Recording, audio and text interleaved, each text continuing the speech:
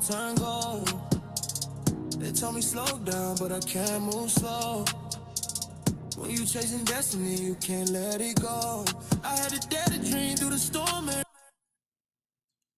What's good, people? What's going on? What's popping? So, now, this is what's about to be going on. This is day 19th. I'm trying to get a shiny Squirtle.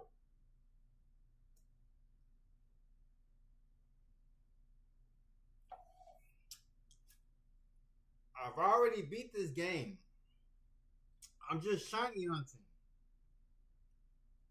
Everybody else is getting these shinies. And I ain't able to get one.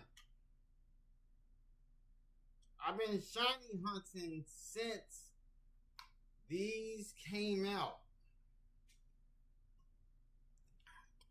So look. I got the Nintendo Switch Lite.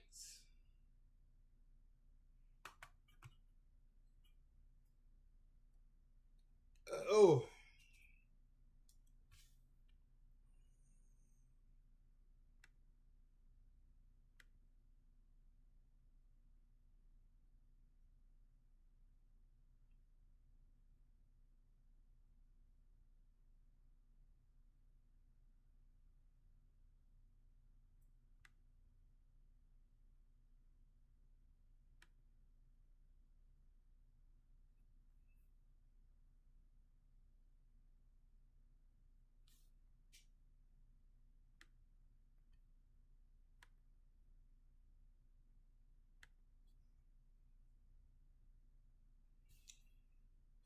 I be trying to figure out, man. I be just trying to figure out, like, I'm trying to get my shiny Squirtle.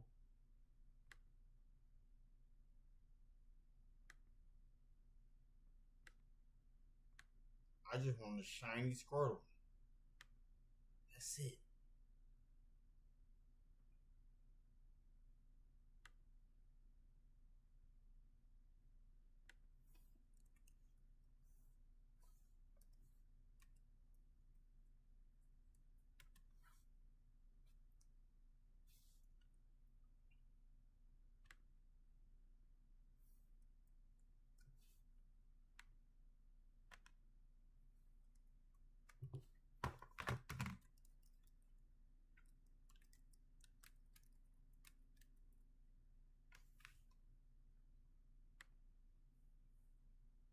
Waving hand sign welcome in Mr. Falcon 360Y6K first message of the stream fire. What's good with you? What's popping?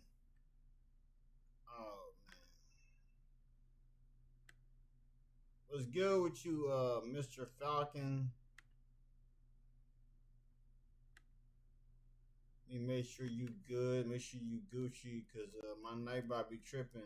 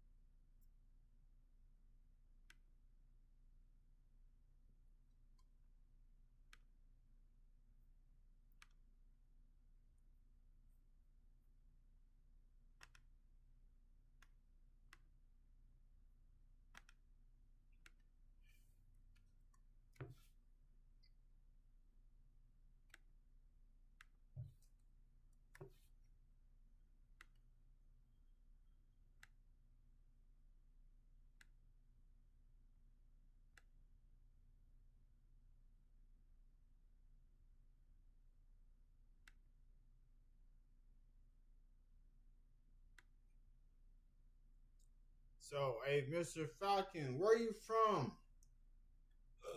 Oh,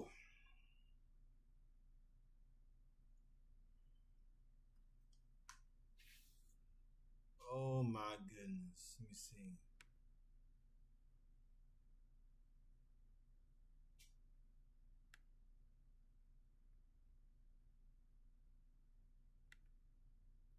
See this real quick.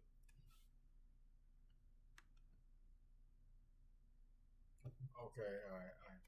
Had to make sure real quick. Had to make sure.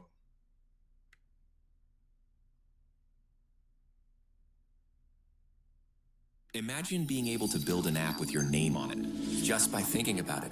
Meet Base 44.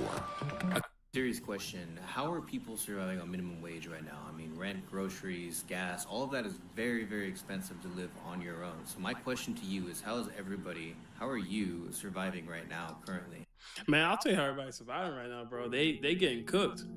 They not surviving. They are walking on freaking eggshells right now, okay? And they are like honestly, they're not making it. I'm just gonna keep it buck, all right? Living on minimum wage is the dumbest thing you could do in the society right now.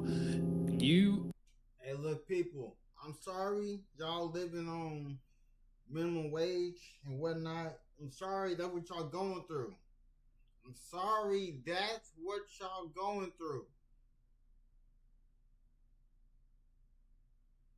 See, I never spoke minimum wage all my life. I never did that. Never did that. What's good with you, Mila? What's good with you? Like working two jobs is literally like a requirement for stability. And that's just to stay afloat. That's not to get ahead like how it used to be. It's to stay afloat. It's super real with me, just real quick, okay? I seen an 80-year-old man, okay, working at Wendy's. Yep. Okay? I'm sure he's fucking hurting. All right? At 80 years old, you shouldn't be fucking working there, okay? Nah. Bro, 80 years old is insane. Tell me why people do not think that Wendy's workers deserve more than $15 an hour. I do not know that man, but I do know there's a good chance he worked his way up the ladder just for his job not to exist anymore. And at 80, man, crazy. It makes me, I don't even know what to say about this type of situation. That's how weird it feels. Bro, speechless. Somebody sure did say that making $13 an hour in this economy ain't enough money. And they right. I mean, it's not enough money. I make $13 an hour. Well, I make $13.50 an hour. Like that was the difference. You know what I'm saying? 13? I'm 31. Y'all are cooked. Y'all cooked.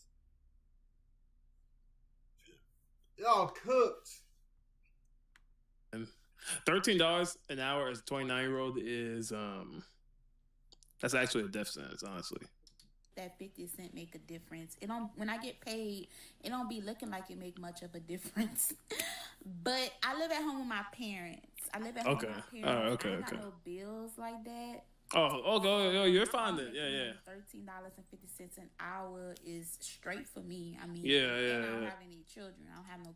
Oh yeah. No kids, no bills, $13 an hour. Oh yeah, man, you'll be fine. I was thinking about bills and all that craziness stuff because at 29, I thought I figured you had bills. But if you live with your parents with no kids and you ain't got that crazy bills like that, yeah, she's fine. Kids either, so it's straight for me. But I will say this: if you are like somebody who live on your own, and if you have children, that kind of money is definitely not enough. It's actually an insult. Like if you have it's disrespectful and you have like real responsibilities and you have to look out for other human beings, that for sure is not enough money. But I mean, I managed to make them $13.50 an hour work. I mean, sometimes I'm in a place where I'm able to save money. Of course. Sometimes I'm able to treat myself, only because the responsibilities, like it ain't done. Like it ain't done for me. And I'm in my late 20s. So the moment she starts to get like real responsibility and she starts to have bills, she will leave that $13 an hour job like in a heartbeat. I guarantee you that. True story. In 2001, I purchased my first home. Minimum wage at that time was $5.15 an hour. I made $9 an hour. I purchased a 3-bedroom, 1-bath bungalow with new windows, new siding on the west side of Detroit for $78,000. Wow. Okay, so that was 2001. I made $9 an hour. Man, I'm so pissed, bro. In 2001, I should have been grinding it out, man. I was born in 2001 too, bro. What the heck was I doing coming out of my mother's stomach and crying my butt off when I should have been out here buying property, bro? Like, what's going on? When people say things like minimum wage shouldn't be sustainable for you to live on, it's literally what it was made for. I would have been able to buy a $60,000 house on minimum wage. And you should still be able to do that. I make well over double what I made in 2001 right now, and I wouldn't be able to qualify for a purchase on the exact same home I just described. Man. How fucked is that? Man, that is crazy, bro. That is insane. Like, minimum wage at the end of the day was supposed to be for a family of, like, you know, multiple children to live comfortably, right? That's at least what I thought it used to be, but it's nowhere to what that means now. Like, it's crazy how far we have gotten with the whole idea of minimum wage. For the next month, I will be living on minimum wage here in the U.S. to prove to you that you're just bad with money. Here we go. Man, oh God, bro. I thought he was finna do some, I thought he was finna just, nah, man. Look at this, man. I thought he had me in the first half, I swear to God. Yeah, the real value of minimum wage keeps going down and expenses keep going up. But here are all my tips on how to survive.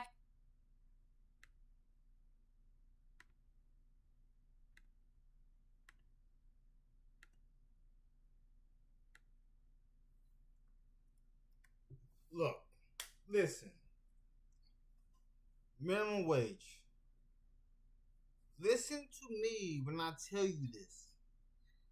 Listen to me when I tell you this. You can survive off minimum wage. You can. It's possible. I've done it. I've done it. I used to work for a company in 2012 making $8 and some change. My nickname in 2012 was Big Money Dre.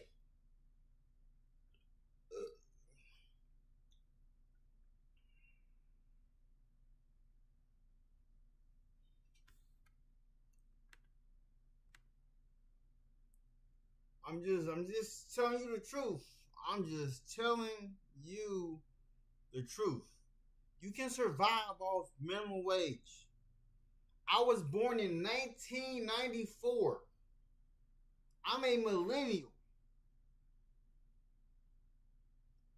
I've been a part of everything that's trending now.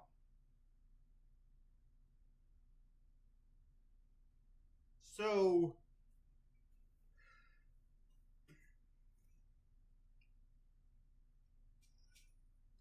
back in 2012, living in Jeffersontown, Kentucky, I was living I'm from the suburbs. I was living in these apartments that were costing $1,500 a month. And I was making those payments from 2012 to 2017. 2012 to 2017.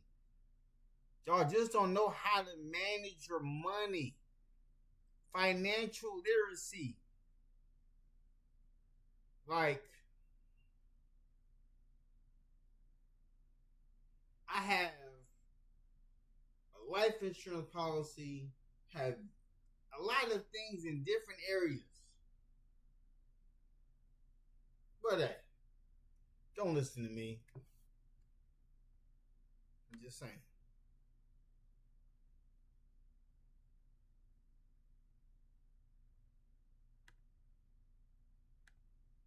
as a minimum wage worker. My qualifications are as follows. I have not worked a minimum wage job at the federal minimum wage since the year 2000. Back then it was $6.75. It is a little higher now, 50 cents more in 2 decades. Not great. God. But I did once live for a year in Los Angeles on $19,000 of income, which works out to around $9 an hour at a time when Los Angeles' city minimum wage was 10. Yes, I was freelancing before you ask, and I was working full time. That gig economy, it's working so great. Yeah. Oh, man. It was before taxes, the $19,000 as well, yes. So I have done it in a high cost of living city semi-recently, and here is what I think you're going to need to do to survive. Number 1, get every single dream or ambition you had of having your own little apartment out of your brain. Apartments aren't for minimum wage workers. Housing's a luxury only the wealthy can afford now. Capitalism, yay. No, instead, you're going to need to tell everybody you know that you are looking for cheap rent, and you're just going to cross your fingers and hope that a friend of a friend has a super good rent control deal they're going to let you in on, all right? I did this once, my boyfriend... Or just live with your parents at this point, you know what I mean? Living a survival guide for living on minimum wage is don't do it. Like if I was to make a book on how to survive on minimum wage, there would be 1 page in it. Well, technically 2 pages. It would be 1 page that will say written by Parker Birch, and then after that it will say rule number 1: don't do it.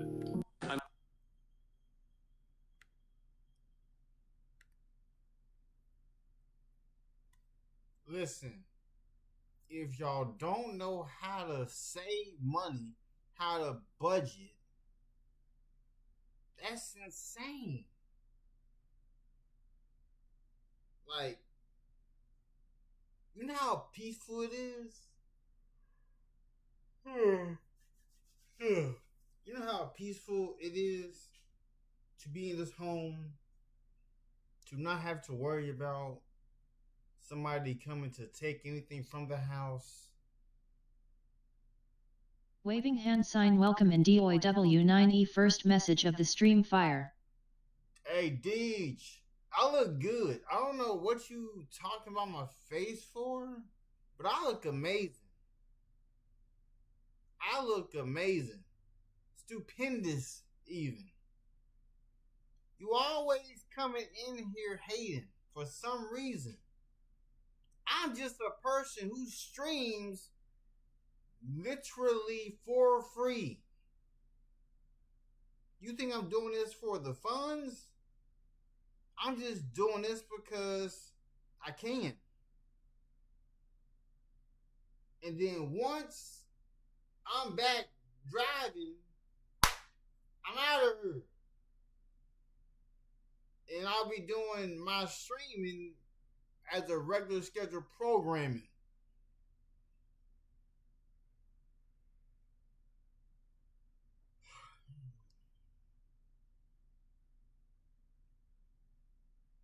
So, dude, your face. Dude, your face. I don't understand. Let me understand what you mean.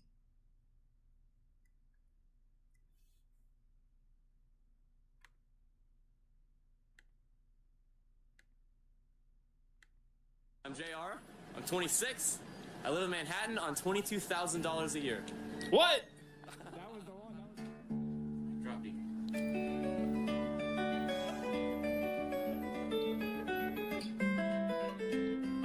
He's got to be homeless though, right? Hello. What? He ain't homeless? Come on in. So this is the place? This is it. It's 1 room. That's it. It's a shoebox. Is this a tiny home? Wall to wall. And what we got? We got 72 inches. I've seen tiny homes better than this. So this is only 12 foot, and we are at, so I'd say this is 14 foot by 6 foot.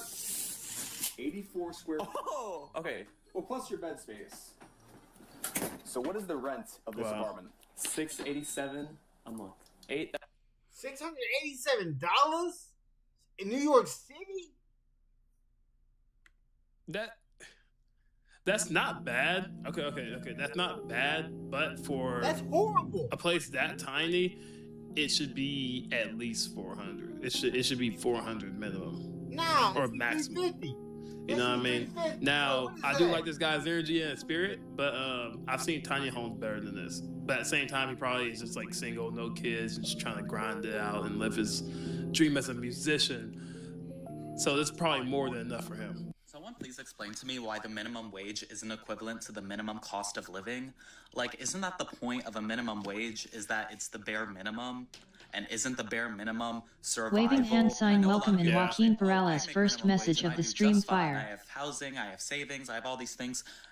Were you never relying on your family for anything? Have you never lived with your family as an adult? Yo, hold up, go back.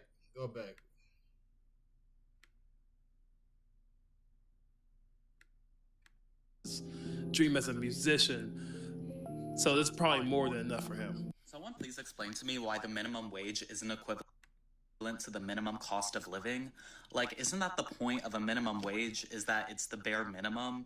And isn't the bare minimum survival? And I know a lot of you are going to say, oh, I make minimum wage and I do just fine. I have housing, I have savings, I have all these things. Were you never relying on your family for anything?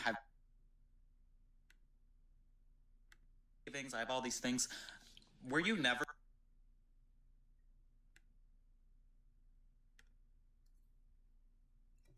Alright, so the question is, were you never relying on your family for anything? I've been up here in Louisville, Kentucky since I was 13. My mom sent me up here when I was 13 years old. I'm 31 right now. I'm 31. And I never relied on my family for anything. The only time I went back to my hometown was when my great-granny passed in 2017 and my father passed last year. I never called back home. Could you help me with this? Could you help me with that?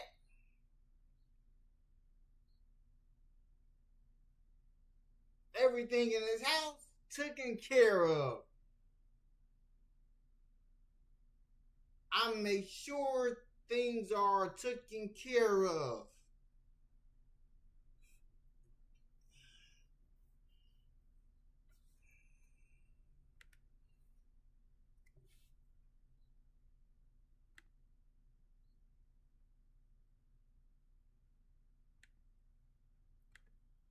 Relying on your family for anything? Have you never lived with your family?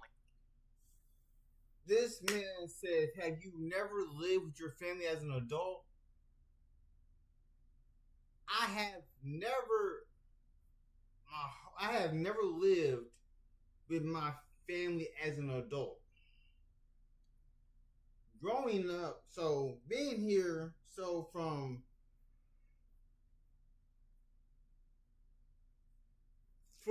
13 years old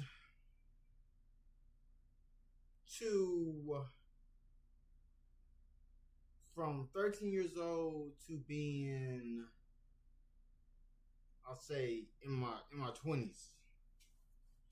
My own grandma would not let me leave the house. I tried to leave the house.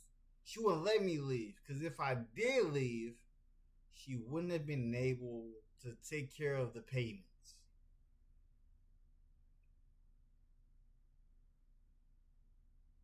So, that's the only reason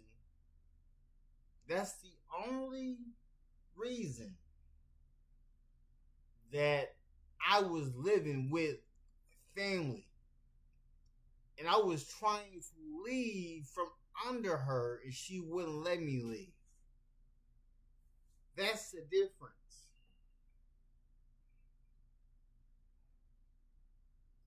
So that's the difference in this situation.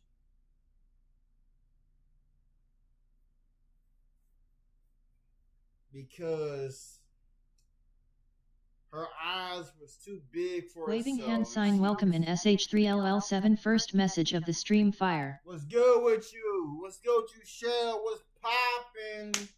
Appreciate you joining the live. Appreciate you. Hit me with a like, comment, subscribe to the channel where we just vibe, tune out, and just watch whatever. Because I literally just love streaming so much that I just stream the stream. So, yeah. As an adult, have you never had their support? Because the state of this economy right now, and especially with how bad the job market is that most young people, most of Gen Z cannot get by without support from their family. Most of us are depending on our family for housing. Oh, no, facts, 100%. During, like, when I was growing up, like, in my early, like, from 18 to, like, maybe 23 years old, that's when, like, I was, like, struggling and job hopping, right? Oh. Gen Z, y'all cooked. Gen Z, y'all cooked. You don't understand. Our grind is different. Our grind is different from. Okay, so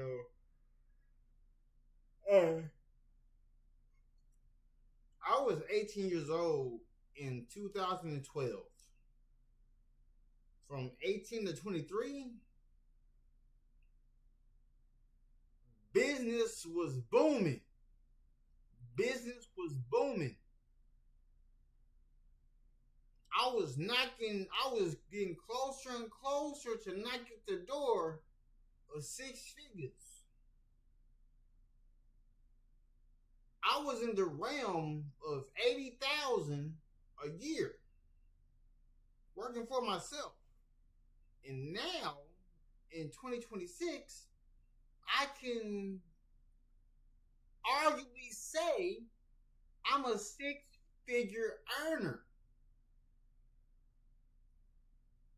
I'm not going to tell you the number because then you'd be in my business. And if I didn't have the support of my family members, like my grandparents and all that stuff, I would have definitely been homeless, 100%. For additional money support. Even when we have our own jobs, our lives are often dependent on other people helping us. Yeah. Things are so bad for Gen Z and for millennials in this economy that the Hold up. Wait a second. Dependent on other people helping us. Yeah. Things are so bad. Things are so bad for Gen Z and for millennials in this economy. I'm sorry. Not for me. Not for me. For me, in this economy, I'm Gucci. I am Gucci. I'm so Gucci. Like, I'm so Gucci. Like, I literally stream for the free. For the free. I have sponsors for every live stream I do. I got sponsors for everything. I create my own merch, my own thumbnails. I create my own ideas.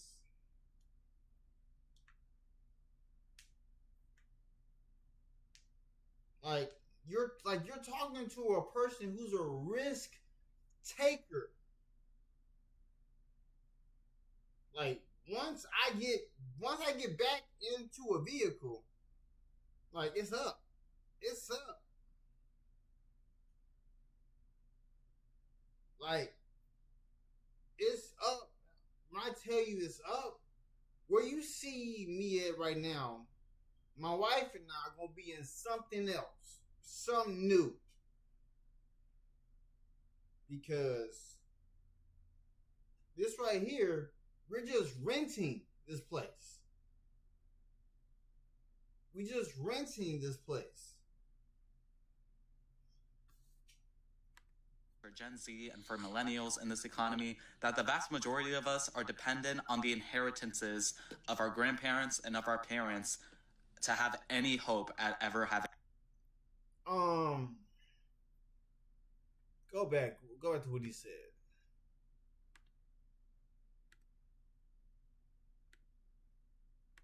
Been homeless homeless, 100%. For additional money support. Even when we have our own jobs, our lives are often dependent on other people helping us. Yeah. Things are so bad for Gen Z and for millennials in this economy that the vast majority of us are dependent on the inheritance of our grandparents and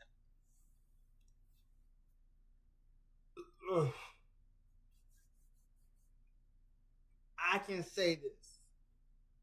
I'm not dependent on no inheritance. I did not get no inheritance from my father. May he rest in peace. May he rest in peace. I didn't get an inheritance from my mother. I didn't get an inheritance from my grandmother, great grandma. I didn't get no inheritance. Everything in this house has my name tied to it.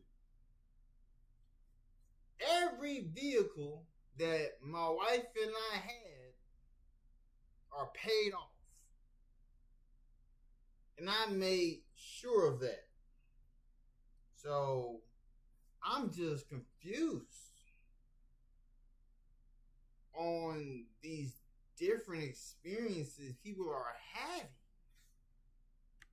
Of our parents to have any hope at ever having financial stability. That's where we're at. And the other piece of where we're at is that 40 to 60% of homeless people in America are employed. And imagine how much higher that percentage would be if people were all kicked out of their house automatically at the age of 18. If people were not I would bump up to at least 85%. For housing, for money, we would all be homeless. Being able to have support from your family, to be able to I know I wouldn't be homeless. I got that. Hey, look, I got that dog in me.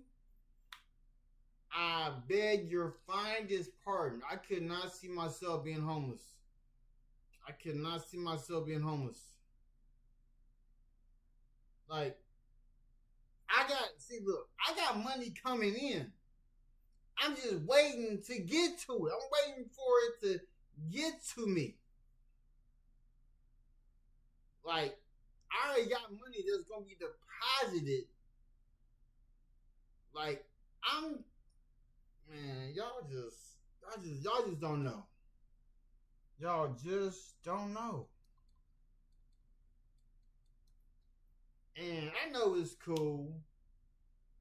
It's cool that there's nobody watching, but it's gonna be one time that this is gonna catch us. That's gonna catch somebody's ear. Because, like, I'm not experiencing what everybody else in this world is experiencing. Like,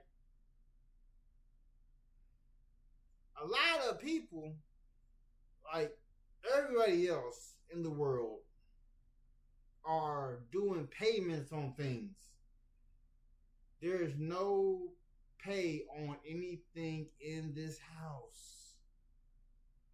No, there's not one.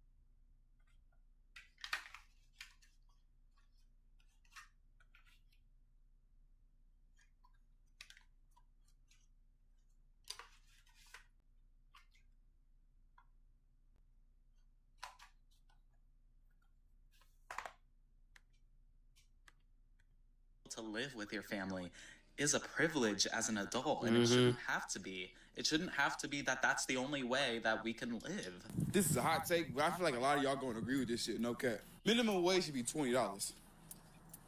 No cap. That's what it feels like. Minimum wage should be $20. You say minimum wage should be $20. Alright. So you say minimum wage should be $20. But I'm a risk taker. When my phone rings, like the owners of companies I'm contracted with, like, for example, I had a phone call from one of my contracts, and I was doing a medical delivery. You say $20 an hour is what should be the minimum. I am in control of how much I am paid. I am in control of my worth. You say $20 an hour, I made $250 off of one delivery. $250. Ka-ching. Like, there's no lie. No lie in what I'm telling you. So you telling me $20 an hour, that's minimum. And then they creating AI to do majority of y'all jobs. They're creating AI to do majority of your jobs.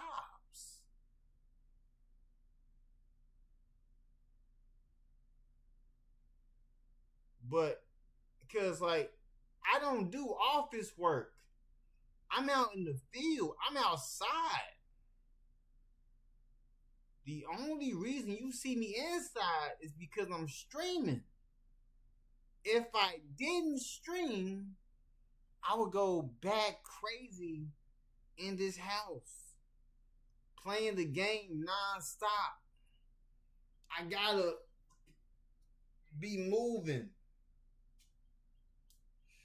You know what I'm saying? I gotta be moving. Straight like that. Straight like that.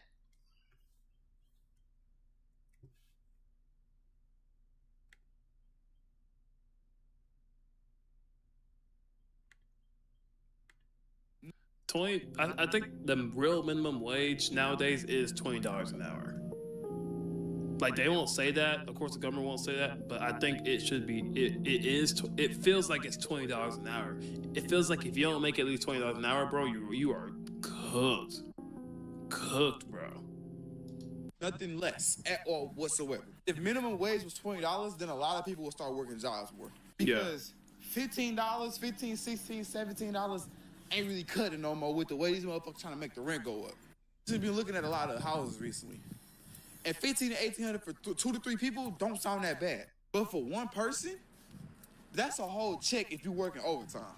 The overtime checks for a lot of jobs don't be a lot because it's not just the bill, it's utilities as well. It's other shit you gotta pay for. I will say this too, right?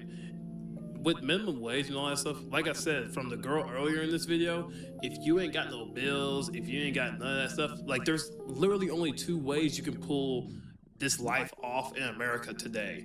Either you have to cut your expenses, like, dramatically, or you have to make more money. That is the only solution.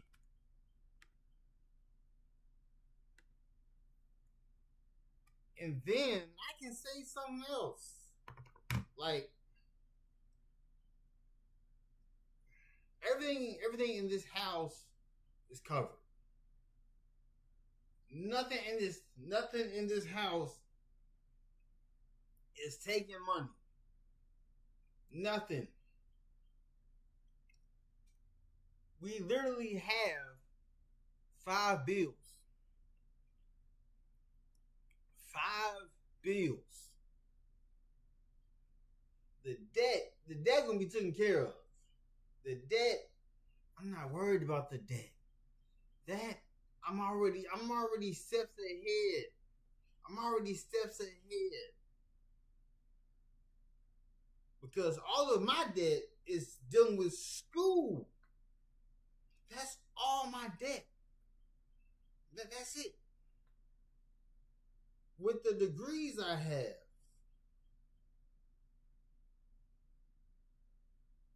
and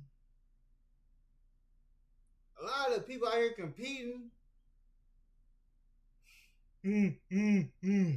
Like, who we competing with? Who we competing with?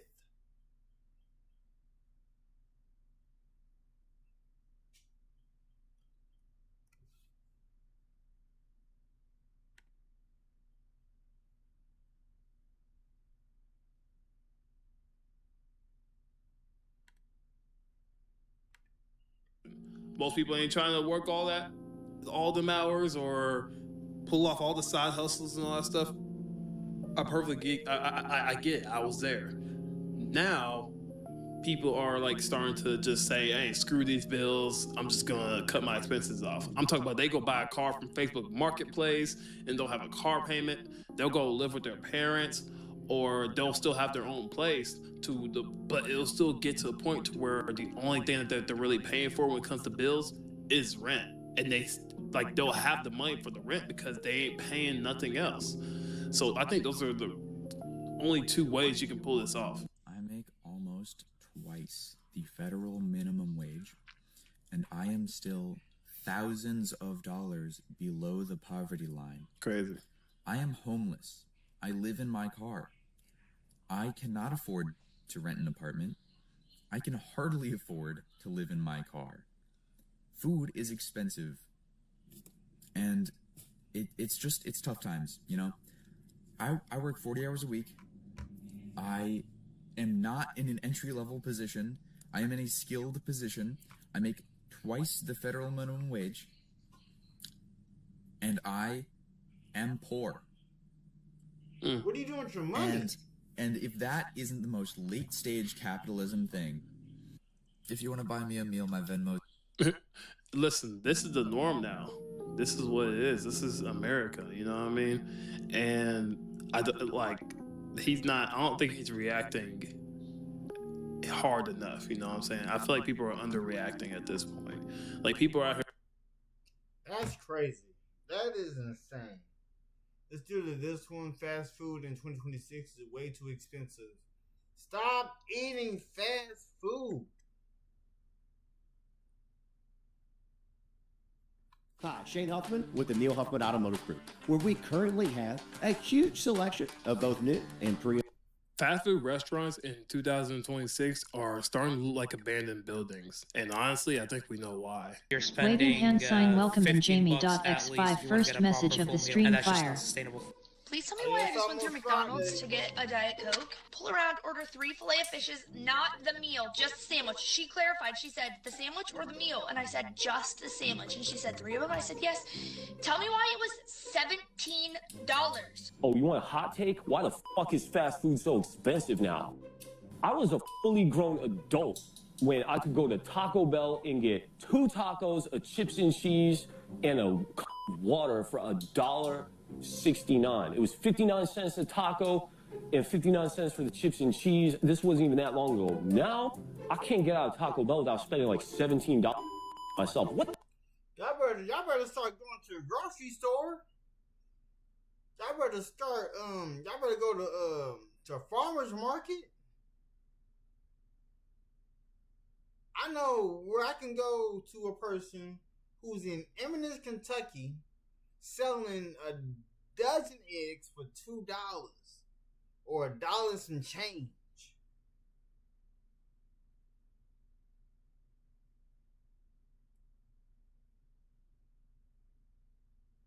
And I'm gonna get a playlist together for tomorrow, cause it might not be a 24-hour stream, cause this month is all about basketball. There's not gonna be a lot of people who's gonna be wanting to watch, wanting to learn about stuff. So, yeah. What the fuck is that? I drove past 3 fast food places earlier today. And then also, the fast food places are going into the grocery stores now. Wendy's is in the grocery store. Rally's been in the grocery store. all of these fast food places, Panera Bread is in the grocery store. You no longer have to eat at the restaurant no more. You can go to the grocery store and get Texas Roadhouse. They sell Texas Roadhouse's butter.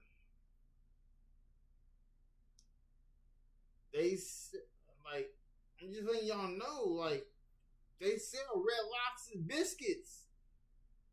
They're in, I have them in the kitchen. It's that real. It is that real. And the parking lots were empty. Like, legit empty. And I'm talking, like, not like a few spots, but like legit zombie apocalypse if you were to walk past them. 5 years ago, the drive-thru would have been literally wrapped around the building. But nowadays, you'll probably be lucky to get, a few cars out of there all at the same time. And the guy in the driver's seat is just sitting there staring at the menu like he's about to refinance his home. Fast food used to be a cheap option as well. Like, you didn't go there because it was amazing. You went there because it was fast and cheap. You know what I mean? But somewhere along the way, that cheap part disappeared completely. I pulled up, to the drive-thru the other day and ordered a basic combo meal at Chick-fil-A, right? I'm talking about, Chick-fil-A sandwich, some fries, and a drink, a lemonade, right? The employee says the total, and I'm sitting there like, does this come with, like, equity in the company, or do I get stocks that include with this? Like, because why is this fast food, like, why is this all this $15? Like, I don't get it, bro. $15 was a legit meal at, like, a restaurant. Not a fast food restaurant, but an actual restaurant. But now it's just getting me freaking crumpled, paper bag and fries that expire in 7 minutes if I don't eat fast enough. And with these apps, too, y'all, fast food places have turned ordering food to some kind of video game side quest. I'm talking about DoorDash, Uber Eats, all type of stuff. I just wanted a cheeseburger, not a freaking loyalty pro. I make breakfast at home, lunch at home, dinner at home. If I'm hungry, I go to the refrigerator. If I want to make something, I go to the refrigerator. Program certification on the app. And the food didn't even get better. With everything being freaking unhealthy and maybe not even real nowadays, we don't even, we're trapped technically. And I think the busiest part of these fast food places nowadays is the DoorDash itself, like the DoorDash pickup. Delivery drivers grabbing orders for someone who decided paying $18 was worth not leaving the couch is something I'll never. Bro, look, I make money through DoorDash, and I never use DoorDash to order food. I use DoorDash to make money with. I don't use DoorDash to eat. No. I would just go out there and get the food for free. Or make it at home.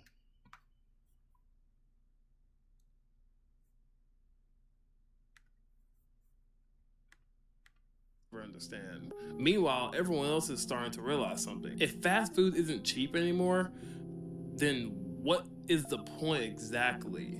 Because if I'm paying restaurant prices, I'll just get restaurant food, right? Not a burger that looks like it was assembled during an earthquake, guys. And honestly, if a combo meal hits $20 at this point, the entire country is about to rediscover something amazing. And it's called making a sandwich at home. Yo, why the fuck is Five Guys so damn expensive? I just spent $30 on a little ass. Well, yeah, I understand going to Five Guys being expensive, because Five Guys, you're eating real. Those are real cows. Those are real, like that's real. Like, they'll tell you where the meat is actually coming from. McDonald's, they don't tell you where that meat is coming from. They don't say that there's cow in it. I never heard them once say there's cow in it. I eat eat Five Guys. Compare a Five Guys burger to a McDonald's burger, you will taste the difference. You will taste how real. I spend money at Five Guys.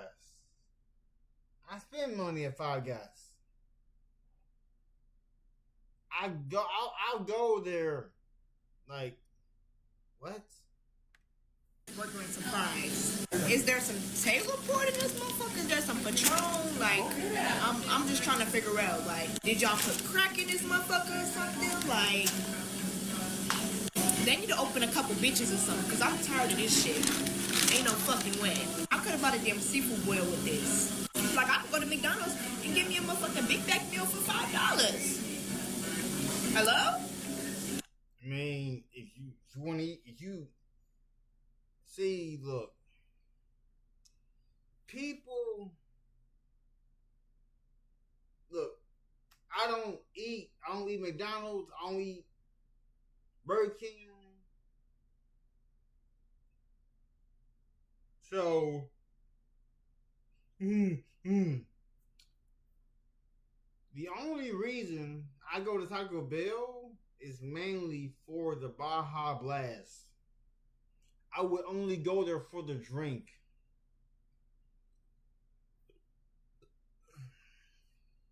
If I get wings, I don't go to KFC. I don't go to Popeyes.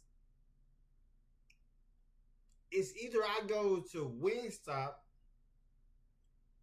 Dixie's Chicken, Indies, Kings. I go to the local spots. I'm just saying. It don't take 5 minutes to flip my burger and make my fries. Like, what the fuck?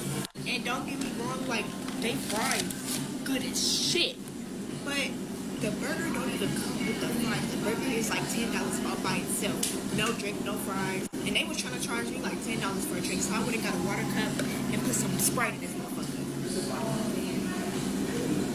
Y'all can call me ghetto, but I'ma save my money.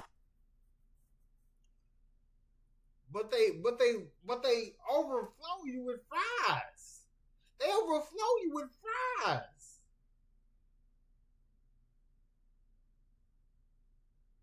They put the set amount in the container with the fries, and then get another set and put it in the bag.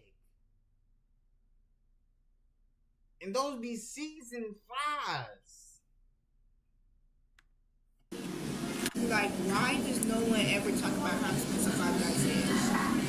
You're spending $15 at least if you want to get a proper full meal, and that's just not sustainable. Gen Z are eating out less because even fast food is getting too expensive. It's really the price that has stopped me. That spells trouble for big chains like Chipotle, which is having a harder time getting Gen Z through the door. The brand hasn't sold as much as it was expecting to this year. What we've noticed is a category slowdown for the 25 to 34-year-olds that are under the most financial pressure. And Chipotle isn't the only chain noticing a pullback.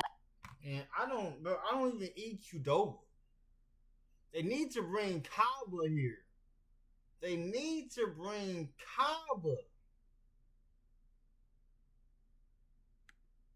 McDonald's recently said it isn't expecting as many sales from low-income diners next year. So how did fast food go from budget-friendly to overly expensive? You're seeing higher labor costs, higher food costs, and therefore the average eater check when you go out is higher than it has been in years past. The price of ground beef, for example, has skyrocketed. 1 kilogram now costs more than $14. 5 years ago, that number was closer to $9. So a lot of these chains are trying to win back cost-conscious consumers with promotions. Burger King says it's seeing more traffic from meal deals like this one. And a recent survey shows that Gen Z says promotions are a major consideration when they're choosing a restaurant. We know that younger people, they're looking for value meals. So this is one strategy that a lot of restaurants are using to remain competitive. The thing is, a good meal deal at one particular restaurant won't necessarily keep a customer coming back. They may not be brand loyal, so they'll switch to different brands based on the value offerings. They might also just be snacking more. You know, girl dinner. Having girl dinner again tonight. Young people in particular are telling us that they're replacing traditional meals with snacks, and that could speak to cost concerns or maybe just how fast-paced their lives are. Chipotle says its biggest competitor for young adults isn't another restaurant, it's the grocery store. I shouldn't be spending this much money on food, so sometimes I make something at home and eat it here. I try to cook more now. I'm a very bad chef, but I still try. The fight is really going to be around this Gen Z and this alpha consumer and getting their share of spend over the next couple of years. What about you? Are you cutting back on a fast food habit to save money? Let us know in the comments. Why the fuck is everything so fucking expensive? I just came back from Chick-fil-A and I bought 3 sandwiches, no meals, no combos, no fries, no fucking drink, nothing, just fucking plain old sandwiches. Why the fuck did I pay $17 for 3 fucking sandwiches? Ni siquiera un pinche fry, un pinche drink, nada, man. Like, puta madre, like, I don't even know how I'm doing it out here. I barely made it out the drive-thru before realizing, you know, Egg McMuffins are $6.69 now. Like McDonald's, be fucking for real. The same old dusty ass. Actually, this one kind of looks good. This one's warm. I'm not gonna shit on them, but just the sandwich, $6.69. I said, just by curiosity, how much is the meal? She said $10. Somebody fucking tag McDonald's right now. Like, be fucking for real. This one hits, but like, be fucking for real. Thought I was doing like me a little $3 fucking breakfast. Like, where's the grits? If anything, where's the fucking pancakes on the side for $6.69?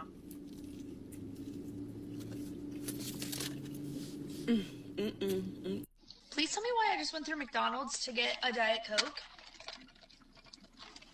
And I was on the phone with my husband while I was ordering, and he's like, wait, you're at McDonald's? Get a Filet-O-Fish sandwich. He's like, get me 2. It's Friday and Lent at McDonald's. We're like, great, I'll just eat that for lunch, and then we'll make something else for dinner. So, whatever, I ordered 3 Filet-O-Fishes in a separate order because she wouldn't let me add it on to my Diet Coke order. Anyways, that's a whole nother story. It pissed me off. Pull around, order 3 Filet-O-Fishes, not the meal, just the sandwich. She clarified. She said, the sandwich or the meal? And I said, just the sandwich. And she said, 3 of them? I said, yes. Tell me why it was $17 for 3 Filet-O-Fishes on Friday during Lent at McDonald's. I'm not crazy. I sat there. Hey, look. Look, I'm trying to tell y'all. Buy a Sam's Club membership. $50 it's for the whole year. They said the ground beef is like skyrocketing to 14. You can go on Sam's, get grass-fed ground beef. A 93.7. You pay $19 for 3 of them. You get 3 things of ground beef. Because in Kroger's,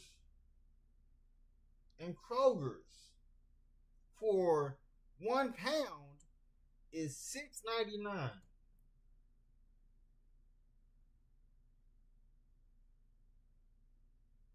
But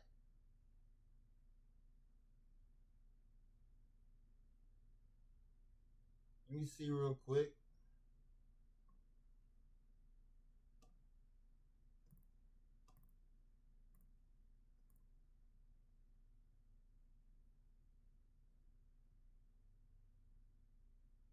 Yeah, you get a single pack.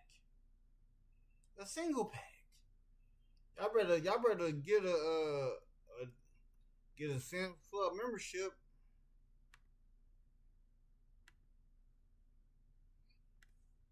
And blinked my eyes, and then I just pulled away because I was so angry, which probably was rude, but like $17 for 3 Filet-O-Fishes at McDonald's? Are you kidding me? Your online store is getting traffic but no sales. Or you're struggling to optimize conversion rates. Boost AI search and discovery with the features of... Now, my people, I don't want y'all to fight me on this one, all right?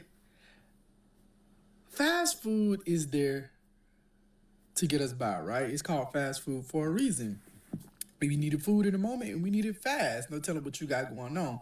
Fast food was cute back in the day when we had a dollar value menu and things were actually $1. You know, if you had $5, you can get a shit ton of shit.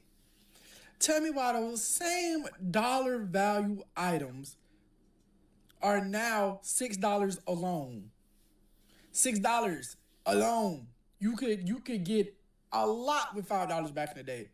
Now you can get the fuck on with $5. Don't y'all think that's crazy? Like, first off, y'all already giving us goddamn deer fur and raccoon nails and fucking turtle teeth as fucking like food as by. Also, even with Wingstop doing that 30 for 30, they are selling y'all on a dream. Y'all getting done in. Dude, look. If you wanted to get wings from Wingstop, you wanted to save money, I think it's either Tuesday or Wednesday, you go to Wingstop. They got a sale for the wings where they're like, I think around 70 cents each. Boneless wing. With that $30 that you was going to spend on that the $30 that you was going to spend on that 30 for 30, we would have gotten more. We would have got more bang for your buck. You would have got more wings, fries, and 2 drinks. If you're having a date night with your significant other, your boyfriend or girlfriend, whatnot. I'm just trying to tell y'all. Product to put in our system. And on top of that, you got the audacity. A 10-piece nugget meal from McDonald's went from $6 to it is now $15 to $16. And that's for a large. A large back in the day was $6 to $7. Why was there a flux of $10? When was there a $10 increase? Like, come on, then they selling us the same materials in the form of promo deals. Get a new BTS meal when it's just a Big Mac, a 6-piece nugget, and a large fry. A BTS meal. Get the new Rick and Morty meal, and it's a double quarter pounder with a side of, you guessed it, nuggets and a fry. But get this, Szechuan sauce. Like, come on. Like, come on, bro. Y'all deals don't be deals. But America is so clouded, so mind-controlled, so stuck in uniformity that they don't see the bullshit. Everybody's already used to, well, the world and the economy hard anyway. I don't got time to worry about this. Bitch, yes, you do. Yes, you do. You better find the time, bitch. Hello, a 10-piece nugget meal from McDonald's used to be $16 large. To now it is $15. And that ain't nothing but that gray slop that they was eating in SpongeBob.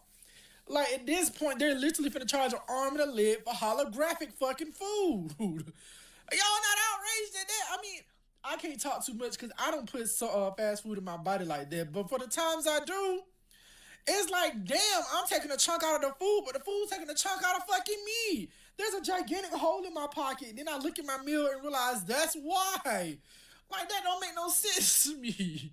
One thing about me is I'm not leaving the restaurant pickup line until I look at my food. Food is costing too much these days for me to be getting cheated. I'm looking through the food in front of them. So check it out, my people. Peep game. I think I finally figured out why fast food is so expensive. And with everything that's come out lately, I think we can all agree, if you're still eating fast food, you're eating human meat. That's why prices are crazy and it's so expensive now. I remember back in the day, fast food used to be like $10, 15 max for the whole fam. Now if you go for the whole fam, you're spending like 40, 50 bucks. At that point, you might as well go to dinner. you might as well go to a fancy place. You'll probably pay the same or maybe a little more at a restaurant. And with all this news about the Epstein files and human meat and kids and everything, we probably been eating human meat from the very beginning. They just couldn't price it super crazy in the beginning. And they probably had that in mind all along. Start cheap, and when time goes on and on, once people start catching on, it's gonna get harder to get humans, so they make it more expensive. Tax the meat more. Why do you think when steak and all this other meat is super expensive, now fast food is expensive? Because we're eating a delicacy, human meat. Tell me that don't make sense, though. Are you still eating fast food? What do you think? Is that just a big conspiracy? Like, is that crazy to say that, or what do you guys think? And this is all alleged. This is all alleged. So TikTok, don't ban my video, but drop in the comment section. What do you guys think? Stay safe. God bless. Some people still don't realize just how expensive fast food meals are, right? Like, it's not $8 like it used to be. It's like from $12 to $20, and it's been like that for a few years now. Because over the summer at my internship, my boss asked me to get gift cards for like all of the board members, right? And so he was telling me he wants them to be like, you know, food related, so like when they go out to lunch or whatever, they have the gift card. And so I asked him, like, okay, so how much do you want me to put on each one? And he was like, maybe like $15, $20. He was like, that should cover at least 2 meals. And the places that he wanted like the gift cards to be from, it wasn't just like a pure fast food restaurant like McDonald's. It was like a casual kind of fast food place where it wasn't dirt cheap or whatever. So like I looked at him and I was like, sir, I'm like, I don't think that's going to get him 2 meals. I'm like, that will get Waving them 1, hand sign, but definitely welcome not in 2. Burberry Drip And he was first like, are you message of sure? the He's stream like, I don't fire. think things are that expensive. And I'm like, bro, an average meal is like $15. Obviously, he didn't say that, but I'm like, dude, like, where have you been at? Like, if you look up any statistic, the average cost of a meal is like significantly higher than it was even 2 years ago. Like, if you look at, like, let's just take Five Guys, for example, the average cost of a meal at Five Guys is $20. And some people, they just don't understand that, like, things are expensive. Typically, it's like with older people. No, so what's good with you, Burberry? What's good with you? Alright, so y'all got to understand McDonald's, Burger King, Wendy's, Jack in the Box, Whataburger,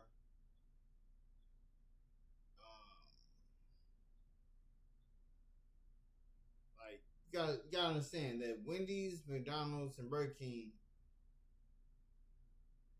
the level when you're eating Five Guys, that's like real deal. Like they'll tell you where the meat is actually coming from. They'll tell you where the cows are coming from in the meat that you are eating.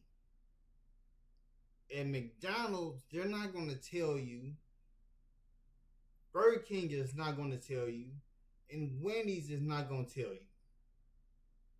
Because when you first walk into a Five Guys, I don't know which side when you walk in, it'll say it on, it might be at the front where it'll say, this beef came from this state, showing the cows that's the meat that you're eating. At McDonald's, Burger King, Wendy's, you are not being told that.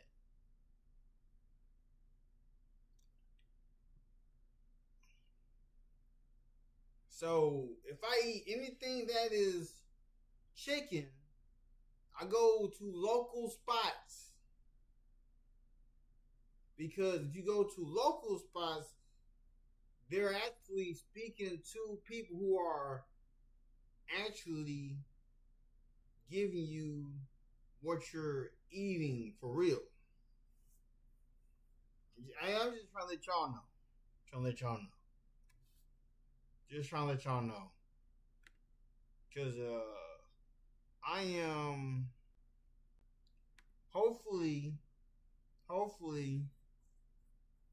because I'm waiting on things to hit so that I can be back outside working.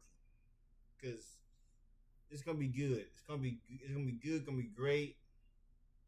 Then once I get the vehicle, I'm gonna be setting back up my contracts and it's gonna be like nothing ever happened. People or whatever, but like even some younger people, they're like, oh my god, I can't believe that I'm paying like $15 for a meal. Where have you been at? Like, this is what the normal is. Oh, you want a hot take? Why the fuck is fast food so expensive now? I was a fully grown adult when I could go to Taco Bell and get 2 tacos, a chips and cheese, and a water for $1.69. It was 59 cents a taco and 59 cents for the chips and cheese. This wasn't even that long ago. Now, I can't get out of Taco Bell without spending like $17 myself. What the fuck is that? Listen, it's called connecting, and it's insane. I don't do schedules or timesheets manually anymore. And it works? Oh, like you wouldn't believe. And then hopefully, wait one second. Let me get back to me. So we should get our first negotiation next month. We should get our first negotiation next month.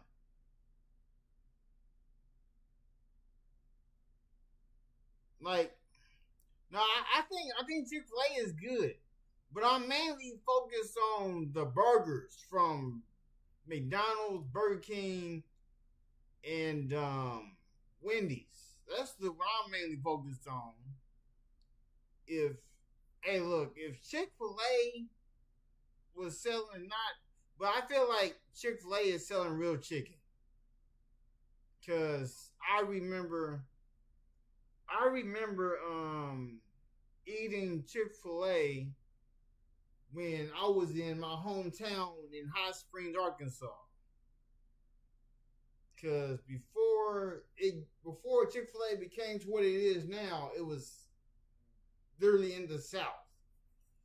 But yeah, so the first settlement, the first negotiation, I know it's gonna be something. I know they're gonna try to be small, but like, nah, y'all gotta take care of my medical payments.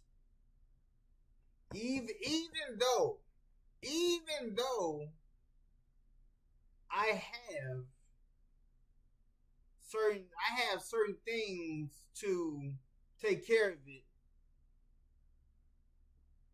They are just the people that I got into the wreck with. They are the first ones in line. So then it's gonna trickle down. So that's that.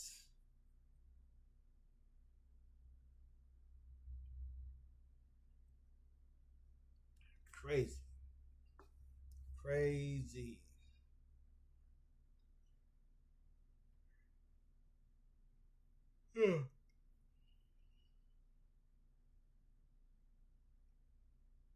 Cause I think what I might do is I might start my stream early on Friday. So what I might do is I might put it on start soon, like at nighttime when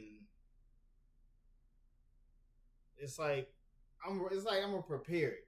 It's like I'm gonna have like a countdown. Then once the countdown is over, it'll then go to showing my face. Waving hand sign welcome in night, but first message of the stream fire.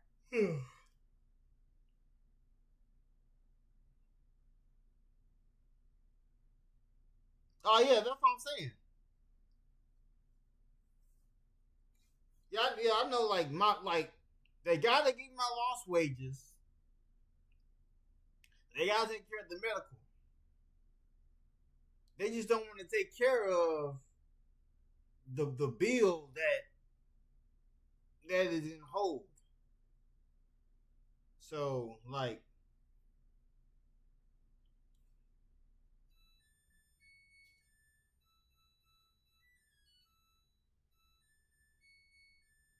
Oh my goodness.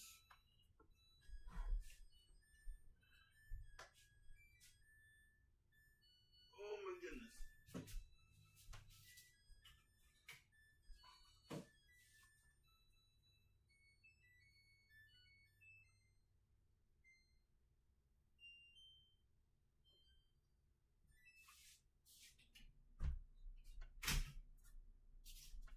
plus, it might be hard to do a 24-hour when during March Madness. It's gonna be hard doing a 24-hour during March Madness.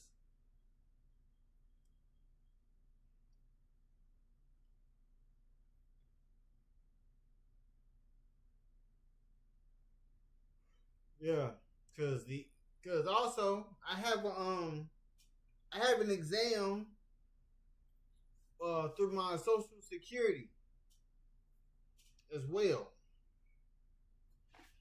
and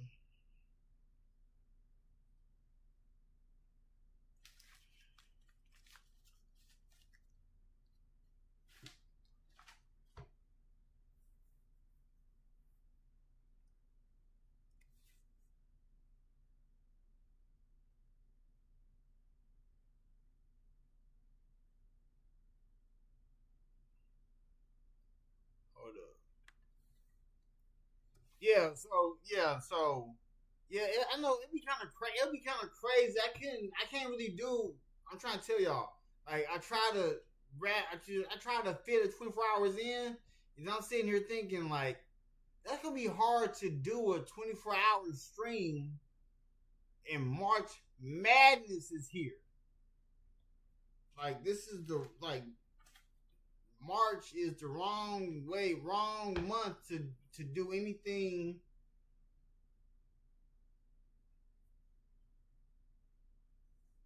It's the wrong month to do 24-hour streams.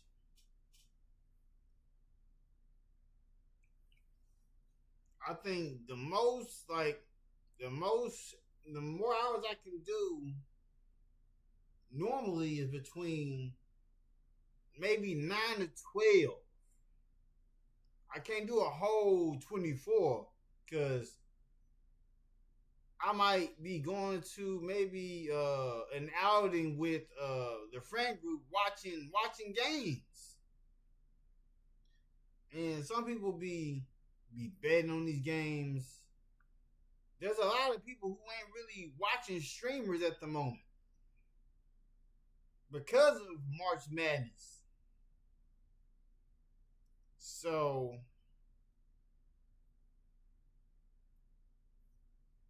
that'd be crazy.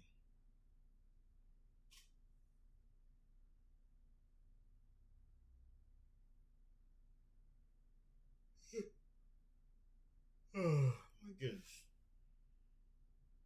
Yeah, so we might can do a 24-hour stream next month. But even that might be tricky. Cause that's my wife's birthday month. That's my wife's birthday month. And I already gave her 2 things already before her birthday month got here.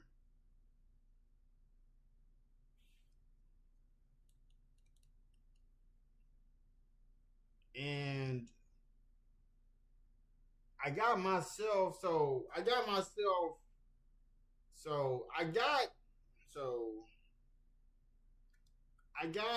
Pokemon FireRed and Pokemon LeafGreen.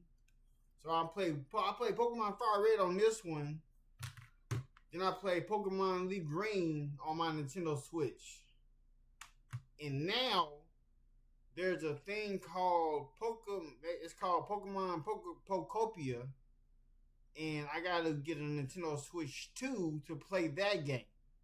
So I'm going to get the Nintendo Switch 2 exactly just to play that one game. Because there's not really other games for the Nintendo Switch 2 but Pokemon Pokopia. But also Pokemon Winds and Waves is another Pokemon game I gotta get. I got to get it. It's Gen 10. Alright. Like, I'm just saying.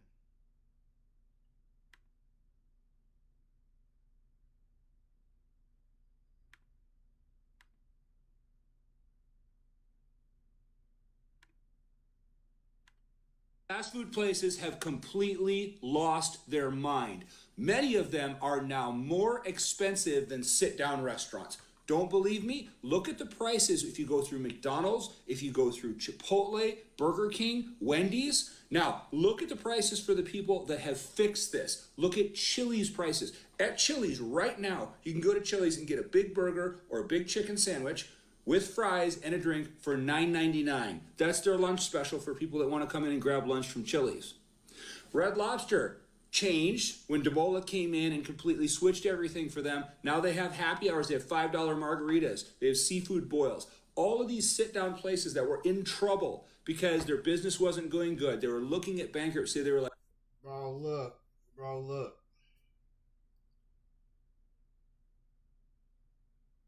I tried to tell y'all about this before it came to this. I'm not a person, look, I make breakfast at home, lunch at home, dinner at home. Nobody has ever seen me order DoorDash. Y'all have never seen nobody come to the door bringing DoorDash food.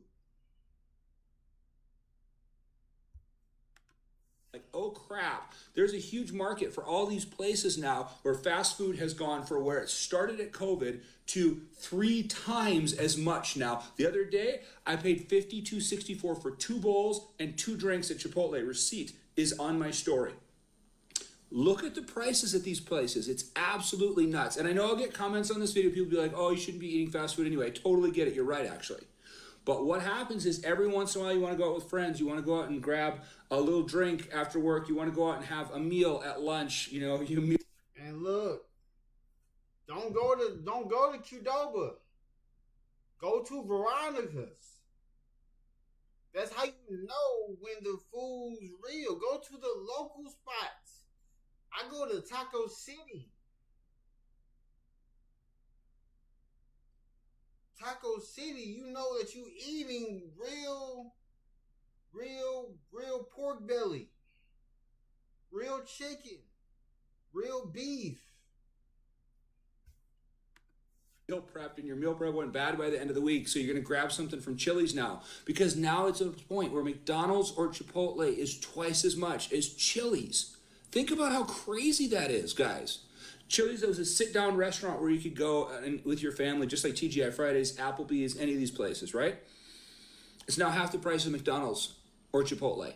So I predict that McDonald's, Chipotle, Starbucks, all of them are eventually going to have to fix their pricing because it's gotten so insane that normal people are going to stop going because there's way cheaper options now because some companies have actually started to get it, that they've completely priced themselves out. And fast food places, you guys have the lowest quality of food in the United States that people can buy, full of preservatives, chemicals, everything else. And like, I can go to In-N-Out right now for half the price that I can go to McDonald's. That's nuts because the food's way better at In-N-Out. So a lot of these places are going to keep crashing. Chipotle stock as of today is down 15%. Last week, they were on the TV saying, oh, it's because Gen Z doesn't eat out. We eat out. We're not eating out at your place anymore because you're too expensive for the quality of food that you put out. Let me know if you think I'm right. Popeyes, I have a bone to pick with you. I'm scrolling through the Popeyes app, and yes, I have the Popeyes app. 25 for a mix and match family. Ooh. Jeez.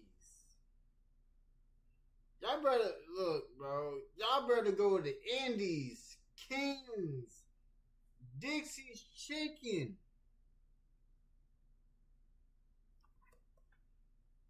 Let me bring it up on my phone. Let me bring it up on my phone.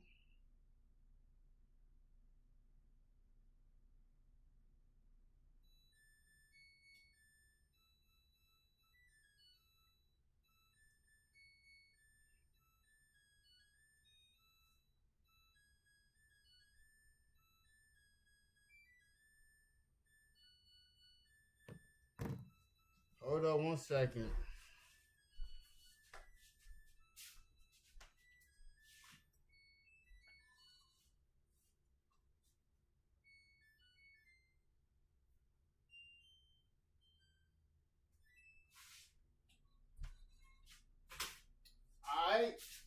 I'm about to blow y'all mind.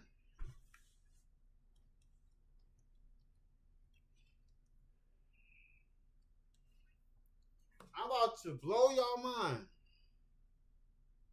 Y'all see where, for him, it says mix and match family meal, $25.99. A 6-piece wing plus 3-piece tenders, $12.99.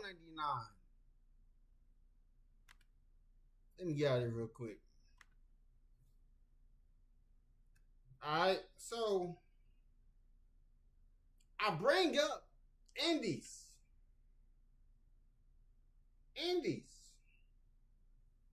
A 6-piece wings with roll. That's $7.50. If you want flats only, $8.64. That's for a 6-piece. If you want a 30-piece wing, if you want flats only, $39. If you want the peg legs only, $40. I would rather spend more at Indies. Like, you can get that same 25 that is on Popeyes. You can spend that at Indies and get better chicken. Plus they ranch. I don't know what happened to their ranch. But because Dixie Chicken is literally like around the corner from where I live at. I could walk there. It might be a walk, but I can walk there.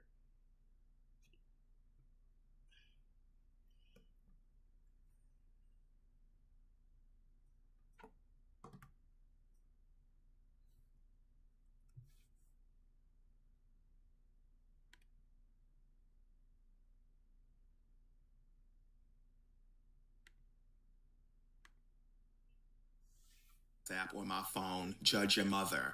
I clicked on the special offers tab, and that's where all the discounts and the coupons are. These discounts are not discounting enough for me. When I click on the little discount section, I'm expecting to see a chicken tender meal for $3.99 or $4.99, not no $25.99. For a mix and match family meal. I don't have a family to feed. I'm just doing this for me. 25% off a 3-piece tenders combo for $10.12. The original price was $13. I remember when this shit was like $7. And why are y'all offering these big quantities? Like, I don't need a 14-piece tender family meal, and I'm not spending $25.99 on it. How do y'all have a 5-piece signature chicken toucan for $12.99? How is 5 pieces of chicken feeding 2 people? So one person gets 3 pieces and one person gets 2? Maybe I'm just too fat and too cheap. All right, we're at McDonald's. They want $15 for this big arch burger. It was $12.99 plus tax, almost $15. There ain't nothing about that that looks like it's worth $15 to me. Leave me a comment and give me a follow if you think nothing at McDonald's is worth $15. Let's see if it's any good. I know it ain't $15 good, but we'll try it. Nope. I mean, it's pretty good, but it ain't worth $15. If you agree, give me a follow and leave a comment. Go ahead, crank the volume. We got you. USPS Ground Advantage. If you complete the Google Project Management Certificate, you'll come out of it with a whole range of different skills. You'll be able to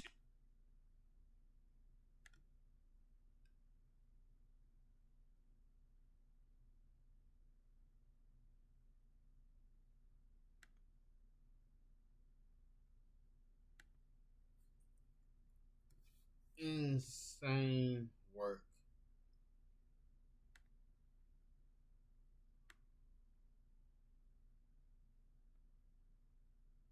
It's like there's not really nobody dropping new content.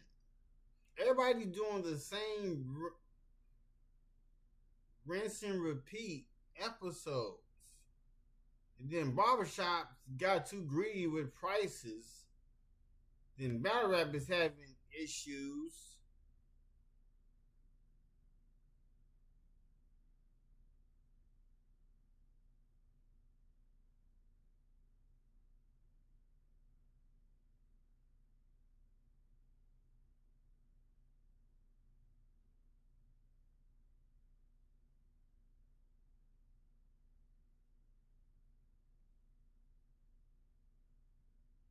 Let me see real quick.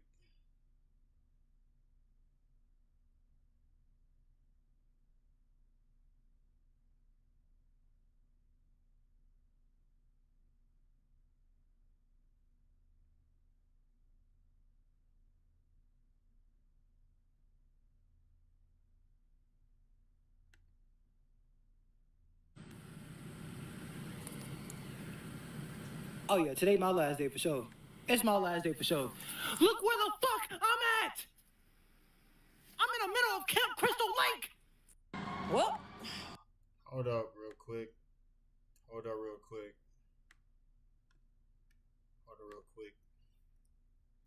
Before I get into the video, Amazon workers quit before their first paycheck. And I'm gonna let y'all in on something. When I speak on Amazon delivery, FedEx delivery, DoorDash, I have experience on these things, especially Amazon delivery. I have so much experience doing Amazon delivery. I started doing Amazon delivery when Amazon first started doing deliveries. I'm talking about like driving to people's houses. Before Amazon was on the vehicles, we was in U-Haul trucks. I mean, not trucks. We was in U-Haul type of vans. And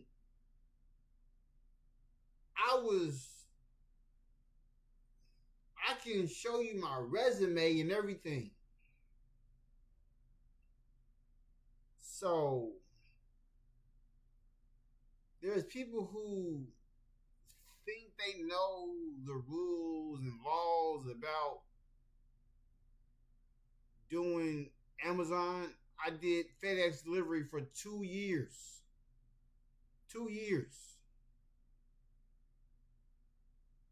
I've been a medical courier since 2020. This year is 2026. I still have my first contract.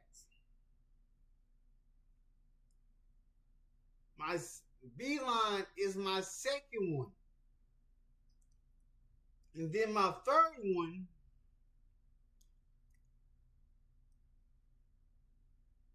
I just got last year. So, letting it be known, man. Letting it be known. Let's get back into it. Amazon workers quit before their first. How y'all quit before y'all first paycheck?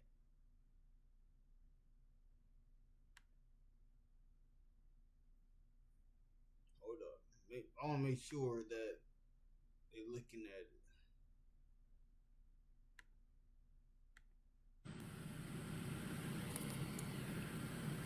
Oh yeah, today my last day for sure. It's my last day for sure. Look where the fuck I'm at! I'm in the middle of Camp Crystal Lake! Well, they fired me. They took my badge as soon as I walked back in the building, y'all. What the fuck? What the fuck? Back at motherfucking square one. I'm tired. I don't want to see this fucking badge. I don't want to see that fucking building.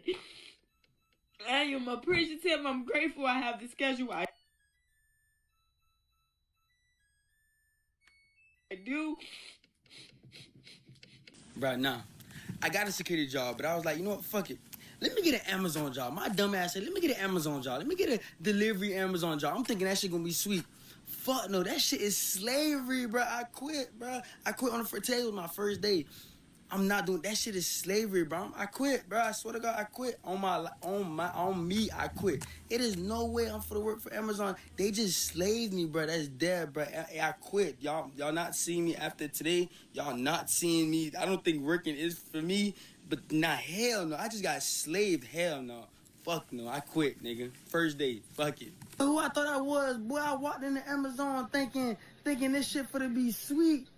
But this shit too much work. But this shit slavery, boy.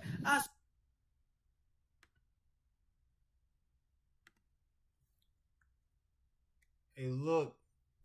Hold up. Hey, look.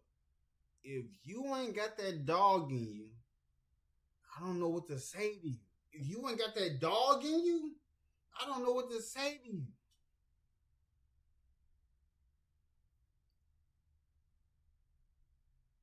When I was doing Amazon delivery, I was delivering to the same people. I never delivered to new people, just the same. It was like rinse and repeat. The same. Let me say, it was over 200 some people, and I'll be done in 4 hours. Because you want to know why I was done in 4 hours? Because I remembered where they all lived at. It was the same route every day.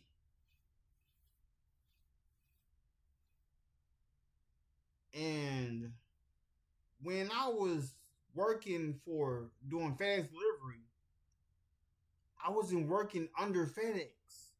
I was a third party. I was an independent contractor then, making $180 a day, making $180 a day, where people were getting paid by the hour. I was getting paid by the day. So it didn't matter how long it took me, I still made $180. And I'll tell you this. If you are doing any delivering jobs, just know, ain't nothing sweet. When I was doing delivery for FedEx, I was delivering pet food, Chewies, farm equipment, barn doors, TVs, beds, and I was in that vehicle by myself, no help, and I would be done in 4 hours. Go to the same people every day. I would not. The only time you would deliver to new people is if they are making another subdivision in that little city. Because in Eminence, Kentucky, that's an hour away from where I am. I'm glad I didn't have to pay for the gas. I'm glad I didn't have to pay for the gas.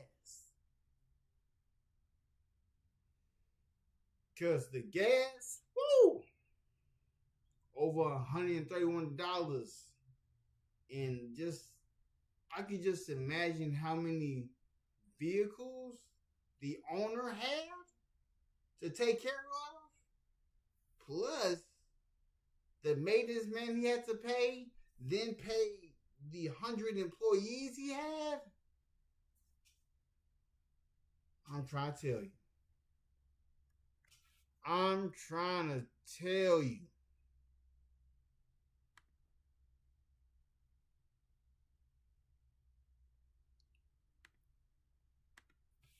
swear to God, boy, I quit, boy. I swear to God, boy, I quit, boy. I walked into Amazon. I'm thinking this shit is sweet. I'm driving. I'm working too damn hard, fam. I quit. I swear to God, I quit, fam. No G shit, I quit. Y'all, they about to fire the fuck out of my ass. Look what the fuck I done did. Look at the clearance, 6'10". I know this truck about a good 8-9 feet, y'all. The fuck? They about to fucking, if I done knock the camera down and everything. They about to fucking fire me.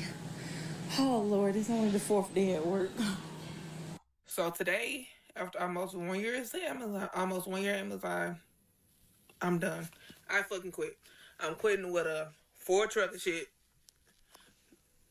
When I tell you, I mean this respectfully, Amazon, y'all are out y'all mind to think that people are going to be running anywhere from 190 to 200 and something stops. This is not packages.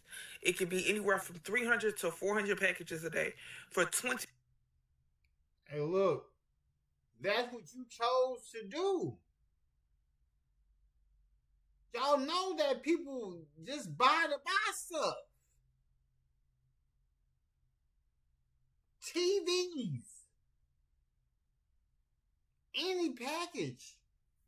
Any convenience. People buying. Okay. $25 an hour, and to get my check, I'm working 4 days a week, 10-hour shifts. And it needs to be $1,100. Y'all can keep all of this. I will go back to doing hair full time before I let y'all play with me.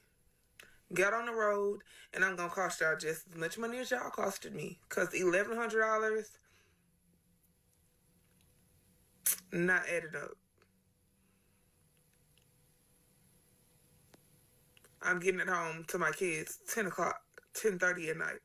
Leaving home at 9:30. I leave the house at 9:30. That's 11 hours away from my children to get an $1,100 check. Oh, and it's not weekly. It's bi-weekly. Before taxes, it was $1,300, $1,400.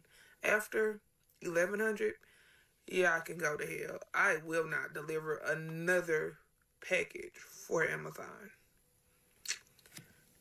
Have a nice day delivering all these stops. Because I won't. So today, guys, I quit Amazon. Sometimes your mental health isn't worth the job. Honestly, the workload was insane. Nearly 400 parcels I had to deliver. How is that humanly possible? But you know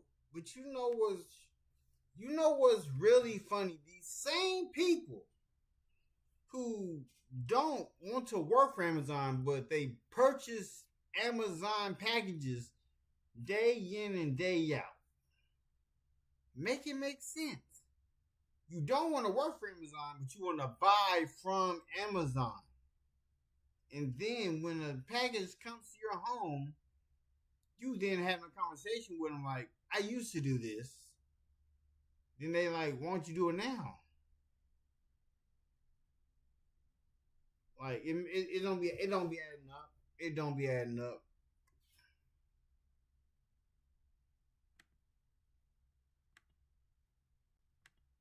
I don't know. But to be honest, it wasn't actually the workload. You know, you take the rough and the smooth. But when it's the same people day in, day out who are having tiny roots, and then it's the same people day in, day out absolutely getting shafted, I couldn't take it any longer. Do you know what I mean? So yeah, I quit. I'm going through my memories and shit. Y'all want to see the funniest shit ever? I will never work at Amazon a day in my life. Any job that makes you feel like this, quit immediately. I don't know why I was still holding on. Like, no. I'm tired. I don't want to see this fucking badge. I don't want to see that fucking building. I am a prison. Look, when I worked this job, man, like, I didn't have to go to Planet Fitness. That was me working out. I was sweating. I loved it. I was losing weight. Getting my gains in. Getting my steps in. That's how I saw it as. Tim, I'm grateful I have the schedule I do.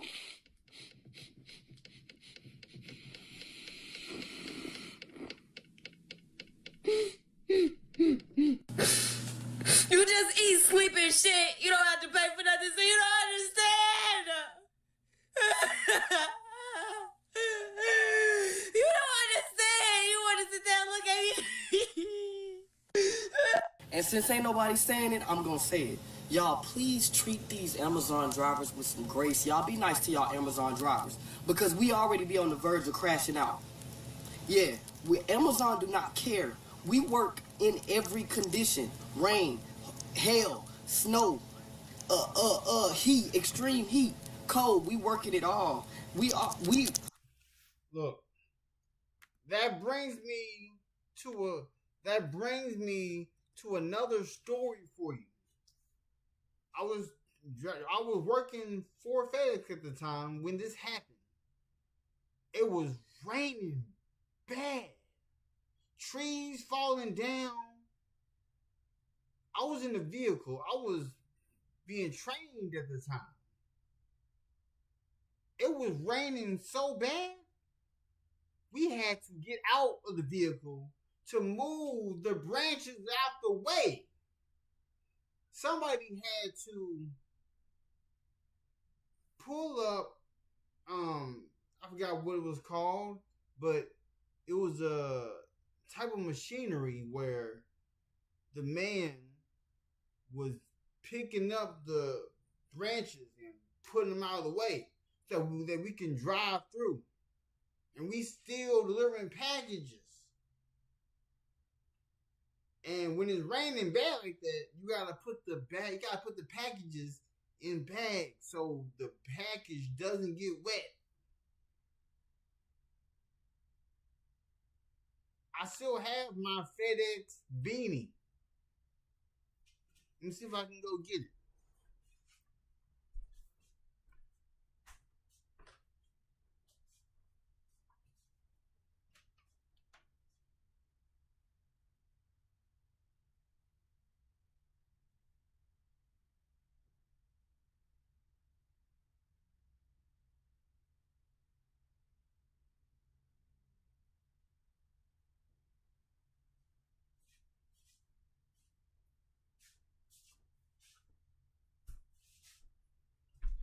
All right, like this right here is my FedEx beanie.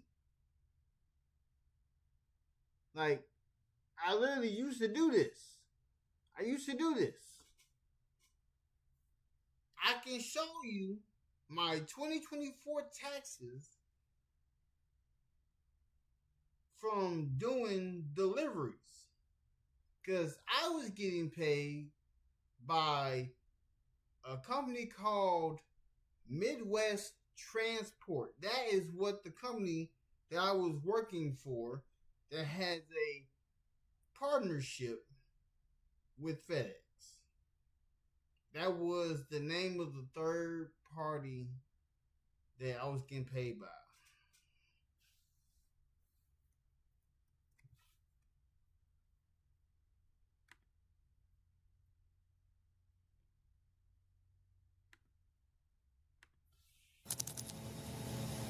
We have a time limit. First of all, we got 400 packages in these vans, and we got a time limit as to which one we need to complete this route, delivering to over 200 houses.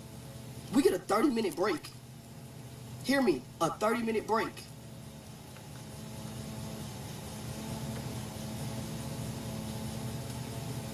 This is a 30-minute break, a 10-hour shift.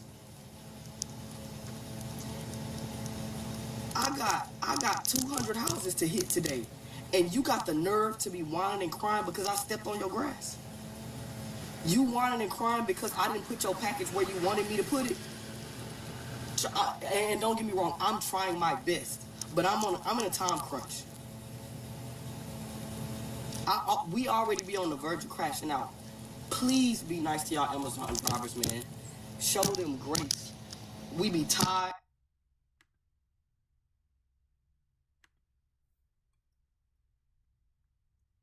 That's another thing I don't understand. when I was doing delivery, I was getting done in 4 hours. How y'all not getting done in 4 hours? Because I be just ripping and running. Like, I don't utilize GPS.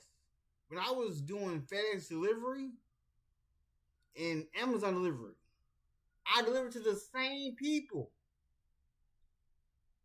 The route never changes. It never changes.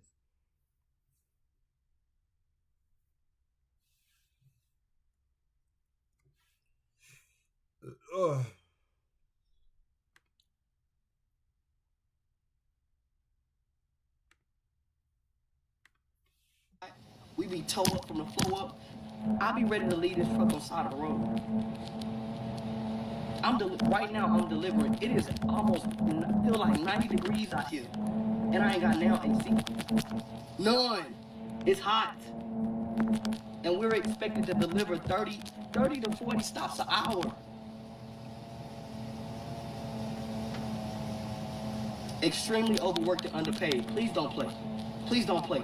That van will be in the middle of your neighborhood, and you better hope that somebody in the neighborhood want to be a good Samaritan and deliver y'all packages for y'all. I don't get it. I don't see how y'all getting paid. That's crazy. That's insane. Because when I was doing work for FedEx and Amazon, I was getting paid by the day. I never got paid by the hour. I got paid by the day. Like, I was making $180 a day doing FedEx delivery. And before I stopped working that job, my boss was about to give me a promotion to where I was going to be making around almost $250 a day. And that's more than what people make an hour.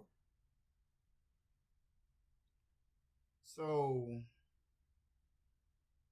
that's insane.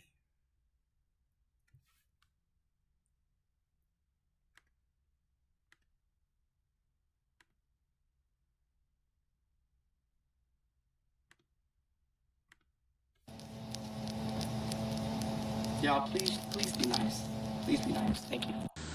You cannot make this up, bro. Amazon is officially becoming like UPS. Watch.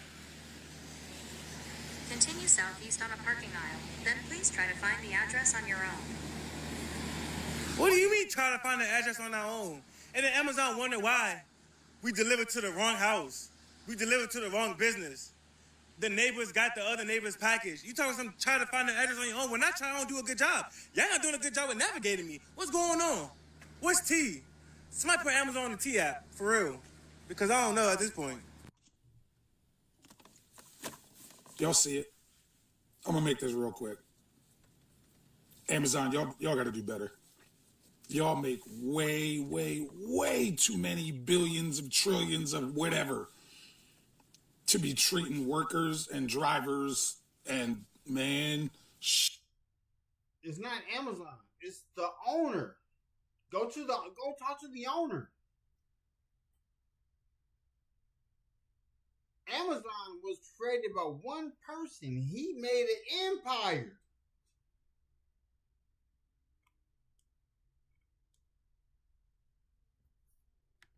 shit. And them DSPs and everything. Nah. Mm-mm. I've been with y'all for 3 days. 3. 2 days of driver training. Did a ride along basically a day ago. I show up to my 4th day today and they like, okay, good luck. What company has 3 days of training? Hell no, I'm good. You know what I did? Amazon, sorry. I left that bitch right on the launch pad, walked off. No. Oh my God, y'all. I don't know who told me, I don't know what in my mind thought I was going to be able to be a motherfucking Amazon delivery driver. Bitch, I just had a whole mental breakdown. Girl, didn't even make one trip, bitch. Didn't even make one trip. Girl, and I literally just quit on the spot. Bitch, I drove that big ass truck back around and told them, like, yeah, baby, I'm sorry, but I quit. This is just not for me, bitch. Jeff Bezos, all I gotta say is you got people fucked all the way up. You got people all the way fucked up. Bitch, you only paying people $18.75 to drive a big ass truck with 1,000 packages on there in 100-degree heat, and it's like, oh, okay, you get 3 hours overtime pay. Bitch, you are crazy. Baby, for all the girlies that's on here, that's Amazon delivery drivers, y'all are some strong bitches, and I salute y'all, but bitch, I can't do it. As a person who has had over 50 jobs, let me tell y'all the shortest job I ever worked, 8 minutes. 8 minutes was the shortest job I ever worked, and guess where I was? Amazon. Baby, they started stretching before the shift. I said, let me get the fuck up out of Amazon. Because why the fuck is we stretching before a shift? How hard do you think I'm going to work for you? These packages already looking like a lot, and y'all done told me that I had to hit the goal for scanning. I'm already nervous. And then you started stretching your hamstrings? Oh, bitch, I'm out of here. And then you talking about, oh, if you get a little bit behind, we have a team here that can help you. Them people looked at me. The people on the line looked me dead in my face and was like, no, we don't. And then one of the dudes, I'm thinking he being positive about the job. He's like, yeah, man, I lost 30 pounds since I started working here. And I'm thinking like, shit, sign me up. I might can pick up some overtime. Like, you go to work at FedEx. The people that even work there, like, let me bring it to my face. So, if you was to work at FedEx or Amazon, you got to organize your truck yourself. At Amazon, at FedEx, the people who organize the trucks, they just place them wherever they want to. When I was doing the FedEx delivery, I would organize that truck from top to bottom, because I know what's first, I know what's last. Like, I would have to take an hour drive. I never knew how long the drive was, because I was not spending the money on the gas. I wasn't spending money on the gas.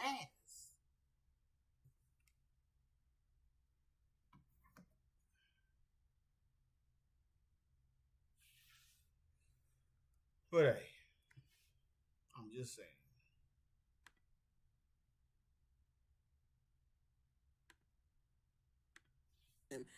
Shit, that man said he had been working there 2 weeks. Bitch, I'm out of here. You lost 30 pounds in 2 weeks? Oh, baby, that's that's worse than crying. No. Here you go. What happened to him? Girl, you ain't here? Child, he working down at Amazon. Been there 2 weeks. No funny shit. They running Amazon worse than niggas was running the plantations. Like, bottom 2 employer of all time. Like, I can't imagine a worse place to work, but boom. This is back like 4 or 5 years ago, right? I had just quit CVS. I had just got my associate's degree. So I'm feeling myself, know what I mean? I'm ready for a fresh start. I'm ready for something new. Mind you, I'm not thinking straight, because why the fuck I'm trying to go to Amazon? But that's what the fuck that's the type of timing I was on. So I'm like, all right, cool. My cousin was working at Amazon at the time, driving trucks. He like, yo, this shit it's decent. They do work you, but you get good hours, you make decent bread. So I'm like, all right, bet. I'm finna come in for the interview. He like, say less. Just come in, and I'm gonna let him know you my cousin type shit. So, I mean, just to improve your odds.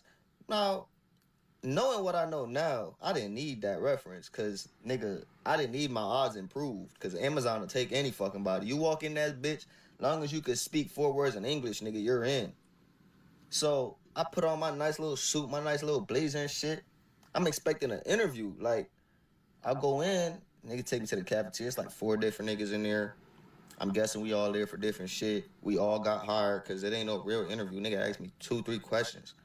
So I'm happy at the time, because I'm like, at the time, that's when I was first trying to get into real estate. So I'm like, yo, if I could run it up for 2-3 years, like, I'm set. I could get into this real estate shit, and I could just, you know what I mean, take it from there. first day on a job, bro. I pull up. They like, all right, we're going to have you working with this Spanish nigga. So I'm helping him load up the truck and shit. I mean, I'm like, it's calm. It's kind of what I expected, whatever. Nigga, we get out on the road. This shit goes left immediately. This nigga is knocking back energy drinks. He blasting that Spanish music. I'm really chilling. Like, I'm in the passenger. I'm just helping here or there. I'm grabbing shit from the back. I'm learning a little shit. Couple hours in, he just telling me about the job the whole time, telling me about his personal life and shit. I don't really give a fuck. I'm that type of nigga at work. I don't really give a fuck about none of that, bro. I'm just here for my pape.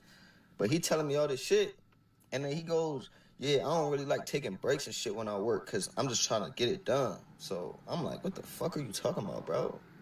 Is this legal? Nigga, this is not legal. Is this fucking slave? What the fuck? So I'm like, oh, word? Yeah, that's crazy. I'm just...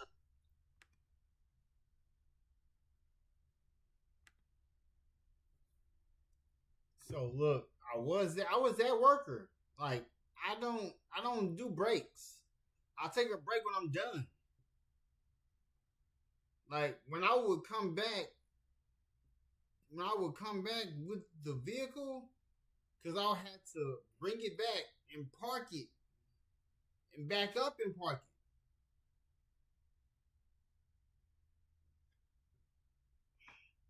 So I had to bring the vehicle back. I would take it to the gas station to put gas in it so it can be on full. And I had my own set route. So I was the only one who would deliver all the way in Eminence, Kentucky.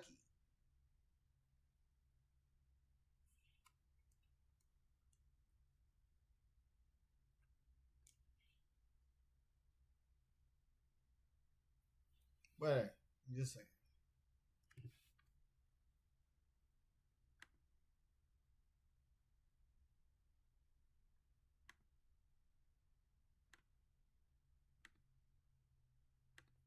Just looking at buddy, because I'm like, nigga, that's wild as fuck. What you mean you don't take no break, bro? I ain't even seen him pack no lunch. And got like 3 bags of chips in the car. That's it. Then he goes, hey, bro, can you pass me? If you go in the back of the truck on a ledge right there, if you reach back there, it's a bottle. Can you please pass me that bottle? I'm like, okay, nigga. So I go out, pass him the bottle. I'll pass him the bottle. He like, appreciate it. He gets up. Nigga starts pissing in the bottle on the truck. He's pissing in the bottle on the truck. I'm like, oh, hell no. I'm like, oh, hell no. This is my last day here. This is my last day here. And we not even where the fucking home base is. So it's not like I could even get out and book it. I can't get no Uber because I'm fucking broke. That's why I ended up at Amazon in the first place. I'm like, yeah, I'm cooked. This is my last day here, bro. So this nigga pisses in the bottle. Mind you, pisses in the bottle. And at the time, I only felt 1 bottle. It gets to a point where I gotta piss. I'm not about to go piss outside. So I go to grab a bottle, because at this point, that's the culture. That's the workplace culture at this point. So I go to grab a bottle, and I'm filling hella other bottles. Like, he don't refill them every day. It's like he take them out at the end of the week type shit. I'm like, bro, this shit is so fucking foul, gang. So at this point, I just gotta wait, because at this point, he's my ride home. So I'm just like, yeah. Like, I don't even know, like, that feeling of, like, I know this is my last day here. I don't want nothing to do with this job, bro. I'm just here for the ride at the end of the day. Like, nigga, I go through the rest of that day, like, I'm just like, yeah, these niggas is never seeing me again, bro. Next day come, I obviously don't show up. I told the nigga, I'm like, bro, this ain't for me, whatever. Now my cousin gonna hit me like, why you ain't contact shit? I'm like, brother, this nigga pissing in bottles on the truck, bro. Like, I'm good on that. Like, the nigga like, oh, nah, that's just him. Like, the manager said, like, if you come back, you could ride with this or you could have it on. I'm like, bro, I'm cool off that shit. Never a fucking gain. I don't care how bad life is going, my nigga. You will never catch me in an Amazon uniform. I promise you.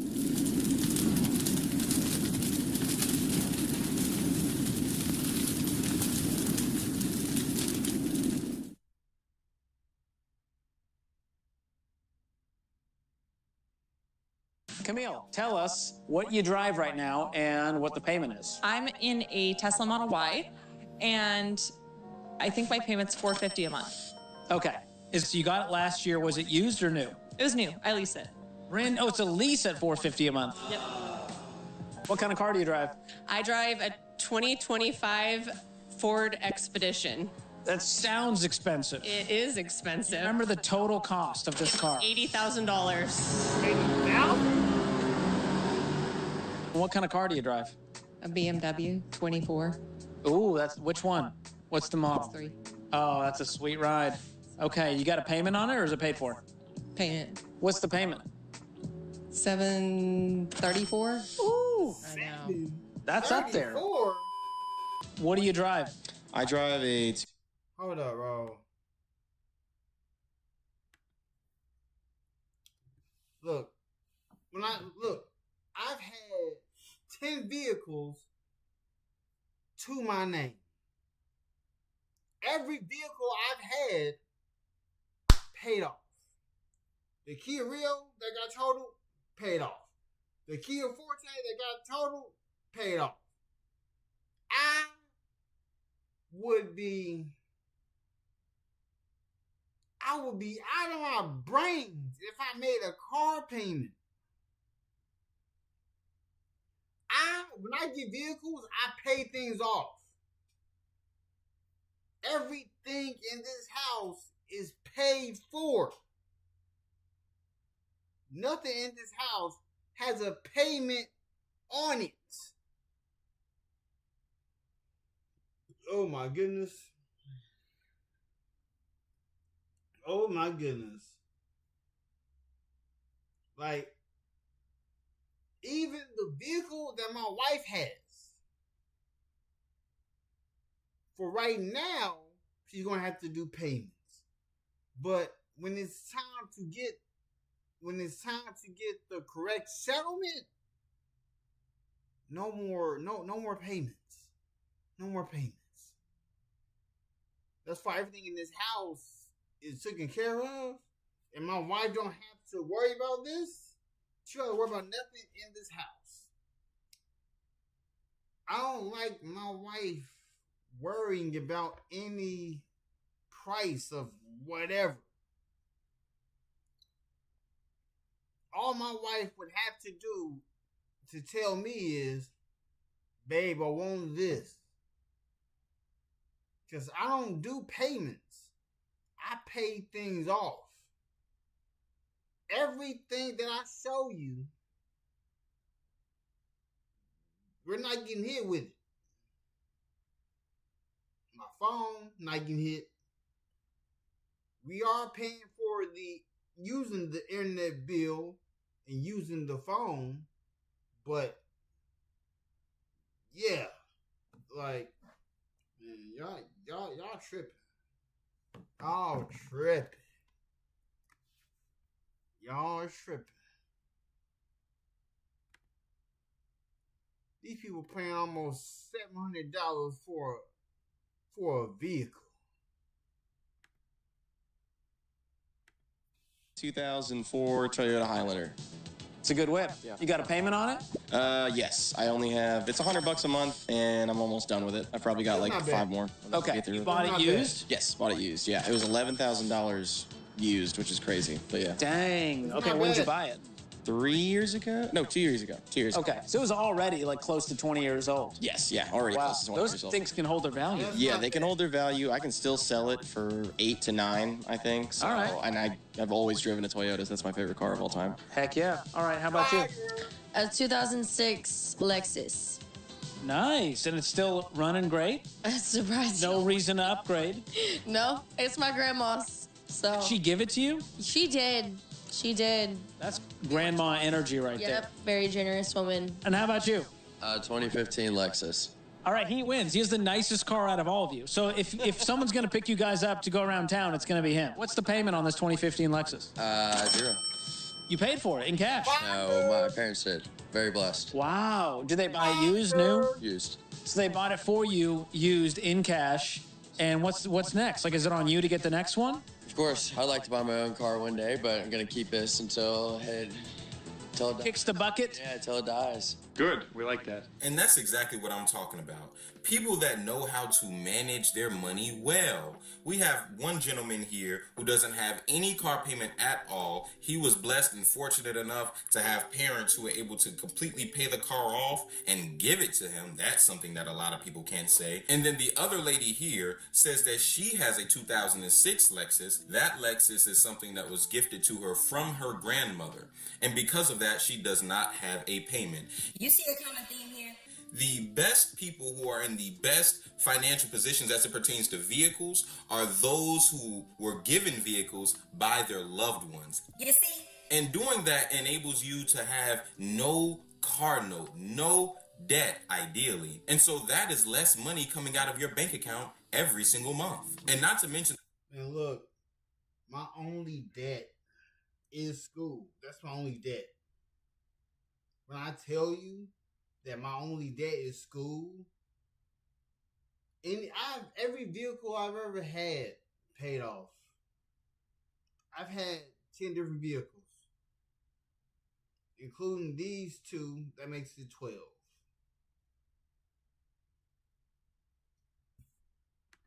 The first gentleman that resides in the middle, he says that he pays $100 a month on a Toyota that is about 20 odd years old. I say that to say some people may think, oh man, that's a bit too much. You know, he paid $11,000 for that car. I'm not so sure. Wait, hold on. Sit back down, fan your seats a little bit. Let's continue. The truth is, Toyotas keep their value very, very well. And because of that, as he said, he can still sell it for $8,000 or $9,000. And they last very long. And so with those two things in tandem with each other, I think it was a good financial decision to make to get that car instead of the many luxurious vehicles that so many of the people his age would probably opt for. Camille, tell us what you drive right now and what the payment is. I'm in a Tesla Model Y, and I think my payment's $450 a month. Okay. What year is the Tesla? 2024. Okay. Just got it last year. Nice whip. Big Tesla fan. Okay, so you got it last year. Was it used or new? It was new. I leased it. It's a lease at $450 a month. Yep. So at the end of this lease, what happens? Probably gonna get a new Tesla. With payments? Yeah. Instead of the lease? I don't know. It kind of depends. My thought process was like, I don't know what the tech's gonna be in 3 years. Like, we could have flying cars, and I knew I wanted a nicer car. Dang. So. What were you driving before? A Toyota Prius from 2005. Oh, why would you? Build apps that scale. Meet Base 44. Prompt it. Foundation set. Structure's good to go. Now, build it up from there. Plug in your integration. So you really upgraded, and you're like, that's fine. Did you have payments on that? No. Okay. But you decided this is worth it for me to make this payment every month. For how much? Why would you? You had a vehicle that had no payments on it. And you upgraded from it? I would have drove that vehicle into the ground and saved up so much money. Are you serious? 8 months. What's the lease agreement? It's 3 years, so 36 months. And yeah, that's it. Afterwards, there's no option to renew the lease. It's just you give the car back and it goes into their fleet. Can you do a buyout on it? No. It goes into the Tesla fleet, and they use it for Ubers and That's so crazy. Okay, have you done the math on this? I think I did when I first got the car. I kind of want to. Can we do it live? This will be really fun for me. Okay, so 450. You said 3 years, 36 months. So you're paying $16,000 to basically rent the car from Tesla. Yeah.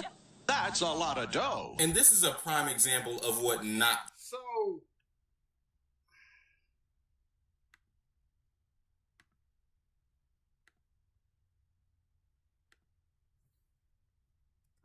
you are basically renting that vehicle from Tesla, and then it's going to go into the Tesla fleet to be used for Uber. So you are wasting $16,000 for 36 months. You don't even have the chance to even have a chance to purchase it. Like, are you good? Are you good? You sold the vehicle that was paid off. Oh my God. Y'all delusional. To do. Leasing is something that you do when you don't care about your money, you don't care about your bank account, and you don't care about your debit card. You don't care about none of that. Because all you're essentially doing is renting out the car from whichever company you're getting it from. You're not even financing to try to own the car in the future, so you're never going to get the title. What the hell are you doing this for? So now she's in a situation where she's kicking out $16,000 over the course of 3 years for essentially nothing. And on top of that, she's coming from a car like a Toyota Prius, which has very, very good fuel economy, by the way, which was completely paid off. And so now she's just piling up debt, or really piling up payments for no reason. She could have kept that previous car and continued to drive it until the wheels fell off, put that money in the stock market, put that money towards an investment that made more sense, that had her money growing. But instead, she decides to pay $450 a month senselessly on something that brings her little to no value. That's like me just asking you for $16,000 and essentially giving you nothing in return. Would you do that? I don't think so. I don't think so. What kind of car do you drive? I drive a 2025 Ford Expedition. That sounds expensive. It is expensive. Remember the total cost of this car? $80,000. $80,000? Did that feel like a good decision? No, it didn't feel like a good decision. No. Does it now? It does. Okay. Because I paid cash for it. Whoa. Okay. I paid cash and I buried the lead. Car payment. That is wild. Yes. Did that take your breath away to pay cash for it? It did. Were they confused at the dealership? Yes, and he actually was trying to convince me to make payments on it, and he said that it would be $2,100 a month for a car payment, and I said, who does that? And he goes, my car payment's $2,100, and I looked at my husband, and I was like, You just insulted the sales guy. Yeah, I did. He's trying to impress you with his car payment. And there's nothing impressive about that. Wow, that's really impressive. So did you guys just save up for this? Like, how easy was it to save up for an $80,000 car? We kind of cheated because we lived in California, sold our house, and then we moved here. We got completely debt-free, paid cash for a house, and paid cash for our car. So you had enough from the home sale that you're like, we could buy a house in cash and have enough left over to get a really sweet car. Yes. Well, good for you guys. I just haven't met a lot of people who spent $80,000 on an expedition paying cash. They must have looked at you so weird at the dealership. They did. And then the finance office is like, you're not going to let her pay cash. She's not leaving here without payment. They absolutely were mad at us. No, they don't make money off of cars. They make money off of financing. Gotcha. And your little tricks, car salesman. Always be closing. Ooh, wait. 80,000 big ones on a car? Yeah, I mean, if it's paid off. In reality, though, she made a good decision, her and her husband. I think that if you're going to pay that much for a vehicle, it is a sweet car. Yes. Well, good for you guys. I just haven't met a lot of people who spend $80,000 on. And I said, who does that? And he goes, my car payment's $2,100. And I looked at my husband and I was like, hold up. The way to pay cash for it? It did. Were they confused at the dealership? Yes, and he actually was trying to convince me to make payments on it, and he said that it would be $2,100 a month for a car payment, and I said, who does that? First off,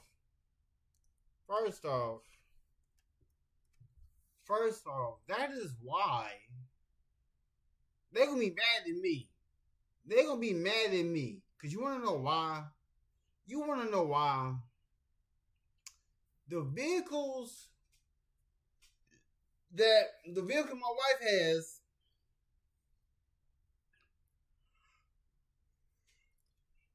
she might only have to do at least up to 2 to 5 payments out of pocket. And then I come into play. That car getting paid off. Because I know how the people are getting money at the car dealership by you financing. I will not look. I'm paying cash. I'm paying cash. Hard cash. Like, I'm not doing no financing. Even for my work vehicle, it's getting paid off. And my personal vehicle, I'm going to get next year, is going to get paid off. My wife's vehicle is going to get paid off. I don't want my wife to have to worry about a bill. Like, I don't want my wife to have to worry about a bill.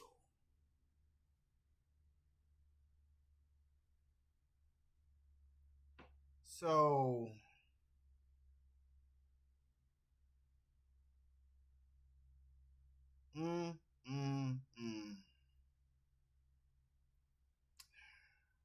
Waving hand sign welcome in resume exquisite first message of the stream fire. I don't got no bills. Hey, SMG, everything in this house is paid for. I don't got no bills. I don't know what you talking about, bills.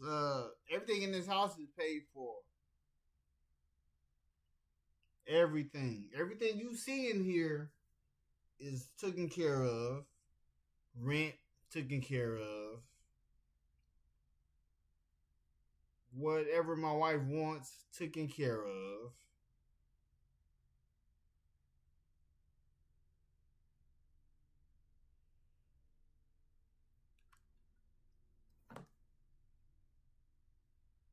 Yeah, so yeah, I don't got no bills due. Yeah, she's working. Yeah, she works, but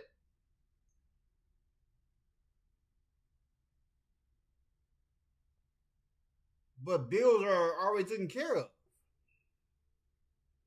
I guess it makes your mind wonder what I do to make money. I know it makes your mind wonder what I do to make money, even though I tell y'all verbatim, I've shown my degrees, I've shown my certifications, I've shown my logos on the refrigerator. It's like y'all don't believe when I say I make good money working for myself. Like, I was told by the people I used to work with last year, I was always told that I was overqualified for working a 9 to 5. Have you ever been told that? Like, when I was having interviews, they would tell me that I'm overqualified. And I'm like, I'm overqualified? But y'all told me to get these degrees. And then I'm talking to people who don't got no money saved up. I am 31 years old. I told myself that I would retire from working 9 to 5s at 30. I did that. I don't work under people.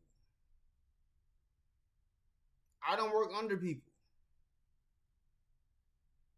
Even though, like, the house that my wife and I are in, this house is my office. This house is my office.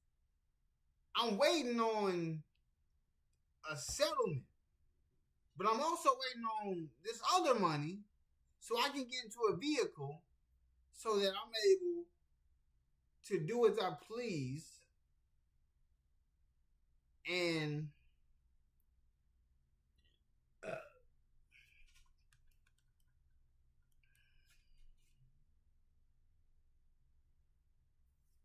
like, when I tell you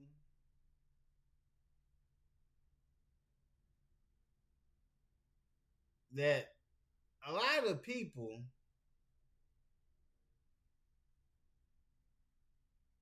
So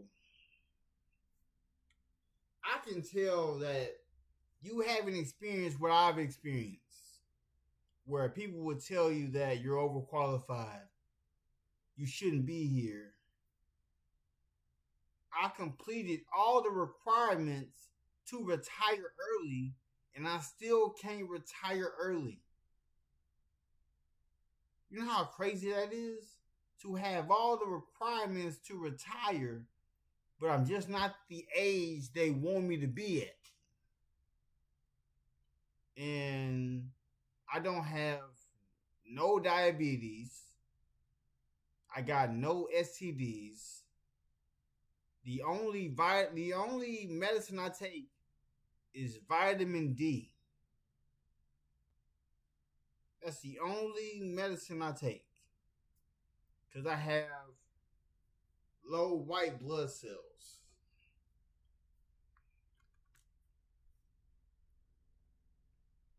And yes, my wife works. But I took care of the rent that was due.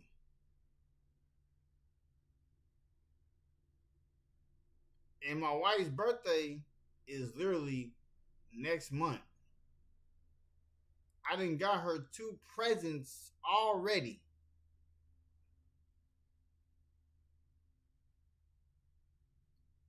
So the bills that were due are not over her head. Because you come in here every day talking about the bills are due. We only have 5 bills. 5. Only got 5. I've had 10 different vehicles. All of them are paid off. When I look at my credit, the only thing that pops up is school loans. That's it. That's it.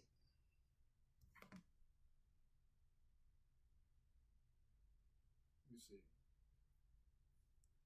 And I'm trying to get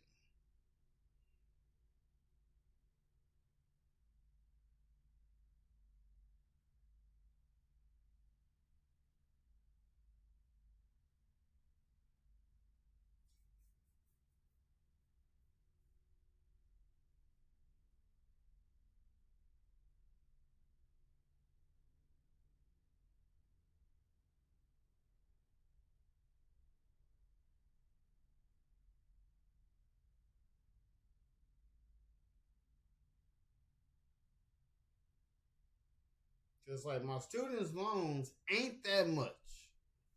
My collections ain't that much.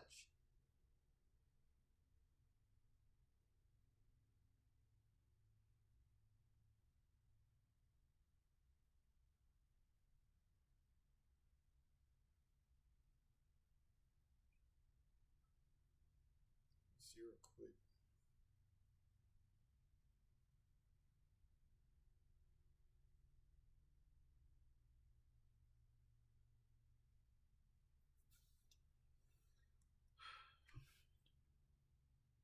But yeah, oh shoot, forgot. Now to speak on these cars, the dealership's gonna be mad at me because they're not. I'm paying cars off. I'm not doing payments. I don't like payments. That washer and dryer is over 4 bands. Over 4 bands. It's a Samsung. I can control that washer and dryer through my phone. All the TVs paid off. The TV in the master bedroom, the bed, over $10,000 is in this house alone. Over $10,000 is in this house alone.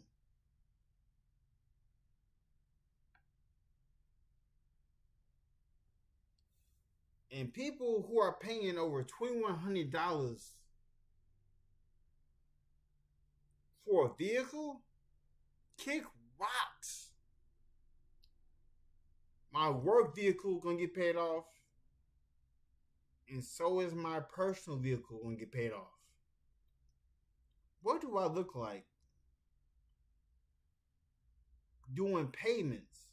I'm not doing no payments just so the dealership can get money. No, I'm going to pay my car off. Because I know if I pay the car off, they get no money. I'm not financing nothing. Because what I would do is, I would buy the car online and show the receipt and get my keys and dip. So impress you with his car payment. And there's impress you with his car payment. And there's nothing there's nothing impressing me with you paying $2,100 for a car payment? For a car payment? I'm teaching my wife about the tricks and trades on how to utilize the car payment. Because I'm about to take a lot of the stuff off her shoulders. And even though I've been taking stuff off her shoulders, even without actually working. Because, like, let me bring it to my face for a moment. Let me bring it to my face for a moment. With me being an independent contractor, I never really clock out. Even though I'm not really outside working, I'm still working. Does that make sense to y'all? Because even though I'm still out here hustling,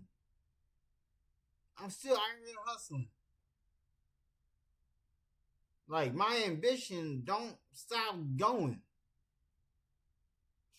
I never clocked out of Never Late Medical. I just hadn't been outside. Because once I get outside, it's on and popping. Because I'm pretty sure y'all assume that my wife is working. I'm pretty sure y'all think that my wife is low tier. Nah. This duo, the Manyan is there. Is there.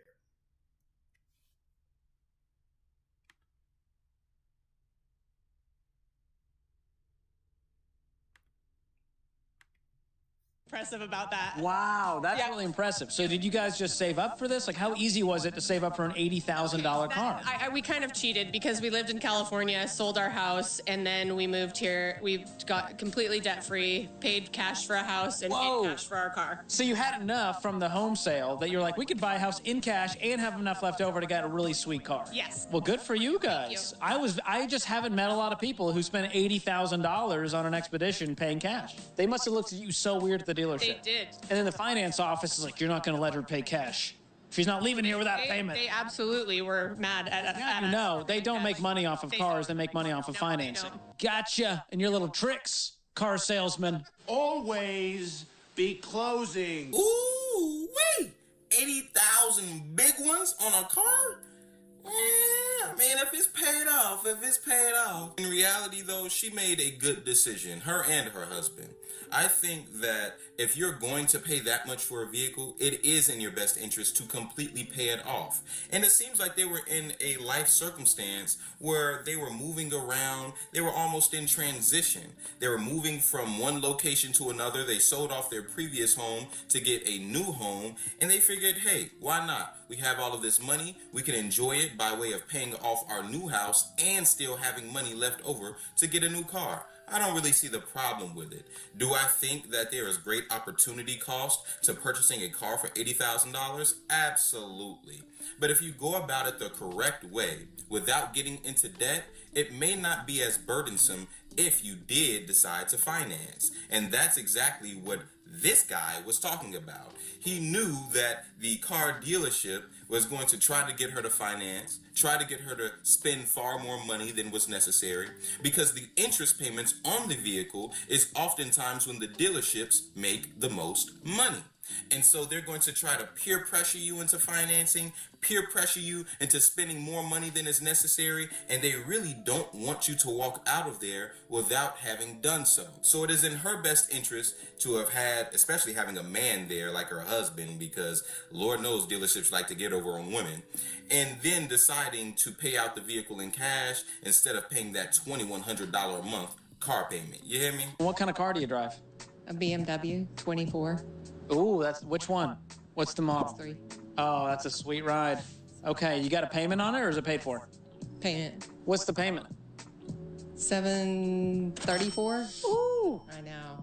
that's up there. Do you know like the interest rate? How many years? And the interest rate is like 3.99.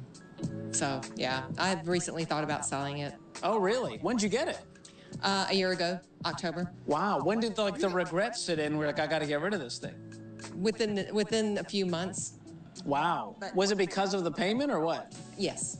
Okay. Totally the payment. Like, did you just feel like, why did I sign up for this payment, or could it have been any payment? I think it could have been any payment. You know, I'm close to retirement and I'm not ready.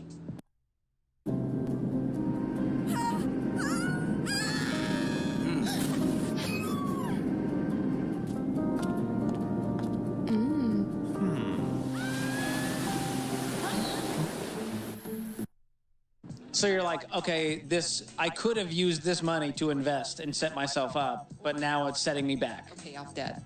Oh, you have other debt too. What's the other debt? Credit card, I owe on my house. I think that's it. Okay, so credit card debt, you got the car loan, the mortgage, and you're just like, you want to retire one day? Is it delaying retirement now, having this car payment? Well, I don't know. I've been taking a serious approach. I have 2 years, 8 months, and like 12 days. Okay. Before I can retire from the state of South Carolina. Okay. So, yeah. Are you underwater on this car at this point? Yeah. Yeah. Oh, man. I checked it out. Yeah. What's left on the balance? Probably about 43. And it's worth? 39. Yeah, I don't know. I mean, that would almost be worth doing it. And this is a prime example of what not to do. She's close to retirement, yet she's spending so much money on a car that she's thinking about selling it only a year after having it. $700 car notes is insane for any age, but let alone at an age when you're supposed to think about not working and retiring. Now, all of the money that's supposed to go towards your leisure, all of the money that's supposed to go towards your living, all of the money that's supposed to go towards your life after work is now concerned on this vehicle that you frankly don't need. You about to die. Okay, maybe that was a bit too much, but you get what I'm saying. Not to mention she's already underwater on the car, which is typical for luxury vehicles. And so now, even if she decides to sell it, she'll be selling in the red. This is a lesson of what not to do, my guys. A mistake that you don't need to make. What do you drive right now? A Honda CRV. What year? 2018. It's a nice whip. What's the payment on that? 0. Pay for it in cash. So originally when you bought it, it was cash? Cash, all cash. Did you buy it used? Yeah. Okay, how many years used was it at the time? We bought it in when did we get it? 23? Okay, so it was 5 years used when you bought it, and you got a sweet discount for that because it already depreciated, right? Right. How'd you save up for that? Because a lot of people go, well, I can't afford even a used car in today's economy. So we just saved monthly. And I called it my Dave car for a minute. What were you driving before? Sonic, Chevy Sonic. Oh. It was used, a little 5-speed. Yep. Yep. So I drove that for a while, and then we just saved. How much were you do you remember like the savings plan you had and were you on track? I don't remember monthly how much. We just like set it because we have the app, like the Dave Ramsey. The Every Dollar budgeting app. So we just, we're kind of all in. We're kind of all in. That's amazing. Yeah. So we just saved monthly and just kind of forgot about it. And pay cash. It was like... So you forgot about it, as in you had it like automated, going to savings every month from checking? Mm-hmm. Yeah. That's impressive. Yeah. Do you remember how much it was going per month? I have to ask husband, how much was it? $350 maybe. $350 a month. Okay, that's impressive. And then over time... College, and we save for that cash too. Over time, yeah, I mean, just add it up. When you leave it, you forget about it, don't touch it, it just adds up. So, isn't it crazy how proper budgeting and making sure that you have your finances in order can set you ahead in life? Now, this couple whose husband is off screen is able to allocate that money towards investments because their car is completely paid off. Now, imagine if they did what most people do, which is get these luxurious cars, kitted out, fitted out, have these ridiculous car payments, only to be left with tons of debt that is completely uncalled for. She also mentioned that they have Dave Ramsey's budgeting app, which can work wonders for people as it did for them, and hopefully they continue down the road of financial literacy, good money management, and overall good decision making. Because if they keep going, they'll have a lifelong experience of opulence given their good judgment. Okay, tell us what kind of car you drive. Toyota Highlander 2007. It's a nice whip. 07? Yeah, I mean, it's a bit rusty. It's seen some things, but it's reliable. Yeah, how long have you had it? 3 years now. Okay, is it paid off or do you have a payment? Absolutely, yeah, paid in cash. Yes. Nice. Yeah. Loud and proud. Yep. Okay, when are you going to upgrade, you think? Oh, I mean... Just when it dies? Yeah, I don't plan on upgrading. Do you have a savings plan to upgrade? Like, do you guys have the money right now to get a different car? Nope, this one's great. I don't need anything Just more. vibing. So, like, tomorrow it breaks down. What are we going to do? Use my husband's car. He's just got a truck. Oh. Yeah. I love how nonchalant. It's just like, we'll figure it out. It's fine. It's fine. Because some people go, well, it needed a repair, so I went out and bought a brand new car. Oh, yeah, no, I think that's crazy. It's insane. Okay, what do the people of New Zealand think about car payments? Oh, gosh. Like, in general. Do you meet a lot of people that have car payments? I've noticed that, like, the standard of cars is so much lower back there and nobody really cares. Like, here, everyone cares about their cars so much. Everyone's got a fancy car no matter what your income is. Back home, like, the more run down your car is, the cooler it is, I reckon. So... I reckon as well. Yeah. So it's just utility. It's like, that's stupid to care that much about a car. A to B, done. And there's no, like, comparison game of, like, I want to look cool in this car. I think if you've got a van, that's like peak cool. Oh. Like how everyone wants a truck here, everyone wants a van. Like a converted van? Or like a minivan? No, like a converted van. Like if you can go tenting in it. Oh, very outdoorsy types over there. Pinnacle. It's like we're camping. Folks, I've seen a thing or two. But these prescription prices? Pricey. Higher than a rooster on... We love camping. And hearing the differences between how different countries view cars is insane. Here in America, we think that having a car is the utmost thing that you can do if you want to have social status, if you want to be seen, if you want people to gratify you. Having a nice whip is what you do. But in New Zealand, apparently, if you have a nice car, it's almost like, what are you doing? You're paying a whole bunch of money for something that you don't need and that nobody even cares about. And honestly, I think that's the best perspective to have from a financial literacy perspective. If you're some... So look, the reasons why I'm getting a SUV is because it's for the business. I'm getting the vehicle in the business name. I already don't work under my actual name. On my 1099s, it has my business name on it. I'm just saying.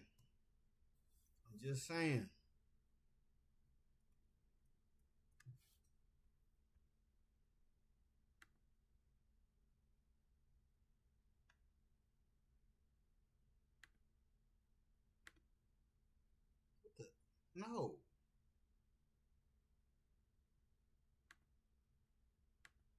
Somebody who incessantly cares about your car and how it looks to others, then you'll just be falling in a money trap that is extremely difficult to trot out of. Not to mention, it really speaks volumes about a deep insecurity that you have within yourself to constantly require social validation.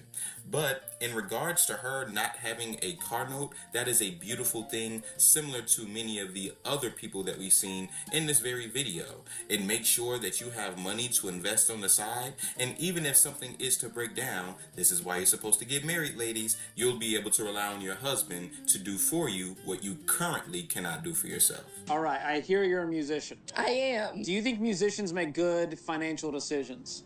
Depends on the musician. I'm pretty business savvy. Oh, okay. We'll find out. What kind of car are you driving? This is gonna start really bad. I drive a white SUV. Is it a luxury brand? It is an Audi. Oh, okay, you got an Audi SUV. Fully paid off. It's paid off, no payment. Cash. Nope. Did you buy it in cash? Yes. How? Saving. Was it brand new? Had some miles. Okay, so it was used. You bought a used car in cash. Yeah. Why the shame? You're amazing. Thank you. Okay, how long did it take to save? I've saved since I was little. My dad sat me down at 9 and said whatever I had in my savings account, he would match. So I've been saving up a storm. Okay, so how much did you save to get the match? What did it end up costing you? I mean, I think by the time I graduated high school, I probably had 30-something in my bank account. Oh. And then he matched the rest. Was there a limit? Was he like, all right, I never said I was going to put 30 grand into this, but he was like, hey, you saved it, I'll do it. No, not really. So what did it end up costing? The car? Out the door, what was the total price? What a new Audi would cost. You said it was used. It had a little bit of miles, okay? Okay. Testing her on the line. Is it 50,000? Is it 60,000? Yeah. Is it 70,000? 50-ish. Yeah. Okay. Man, what it is to have good parents, especially a good father. Lord have mercy. Do you see what that could do for you? Do you see what having a good foundation in life can create for a human being? If you are a father and you out there, you say, I'm going to match my son, I'm going to match my daughter in terms of what they put in their bank account. He doing a 401k match before she even hit college. You hear me? She said she saved $30,000, what, before high school, after high school, something like that? And then her dad was able to match that, so up to $60,000? And she spent that on an Audi. Now, okay. Let's listen. We know the opportunity cost is crazy. Me personally, I would have put that money inside of the stock market. There's no way I'm putting that money towards a doggone car. But at the same time, you gotta respect the hustle. You gotta respect the fact that she has a great relationship with her father. She has a great relationship with her family. And that's why she was able to get a car paid off, a luxury one at that, at such an early age, it seems. You see, that is what a good father does for you.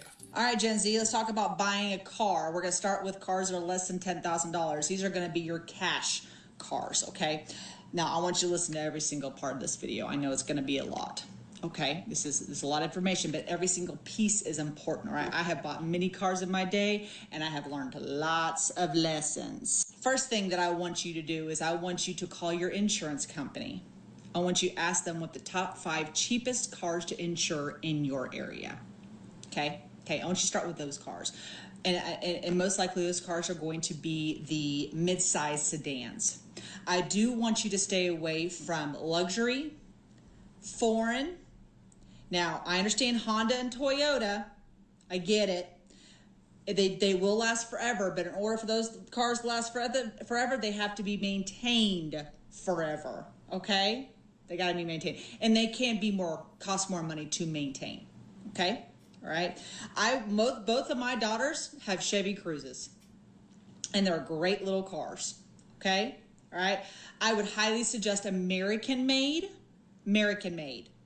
Okay. Now, so you start mid-size sedan. I know, boys, you want those trucks or sports cars. You stop it. Stop it right now. Mid-size. You want practical. You want a car that you don't have to think about, worrying about, spending all the money if it breaks, okay? Practical, mid-size sedan or smaller. Okay, that does not mean sport car. Okay, now. Okay, thus far the lady is on point, okay? There's a few things that I may have some quarrels with, but we'll get there, The truth is, Toyotas and Hondas, those are my two most favorite vehicles as far as reliability is concerned. I think that those vehicles are wonderful cars to have, and like she said, they do need to be maintained. And because they're foreign, they may have a higher price point associated with that maintenance. But that doesn't mean that they aren't good cars, and if you have one, you should keep it. And I don't think that she was alluding to anything else anyways. But I do understand her idea of going for an American-made vehicle. Since it is domestic, oftentimes the cost of maintenance will be much cheaper. And so to her point about not necessarily wanting to have to think about a car if it breaks, I understand. I think that going for an American-made vehicle when put in that context makes sense. But do not ever sleep on them Toyotas and them Hondas, because they'll get you to where you're going. Let's continue. Okay, so what I want you to do is I want you to take a look at your private marketplace sellers. Okay, look at some cars. Just browse. If you find some cars that you think you might like, okay, and you want to say under, put your search under 150,000 miles. Okay, they're out there. They're out there, and I would try to stay less than 100. Okay, less than 100. All right, now. Okay, so look at those private cars. Just explore. Check some things out.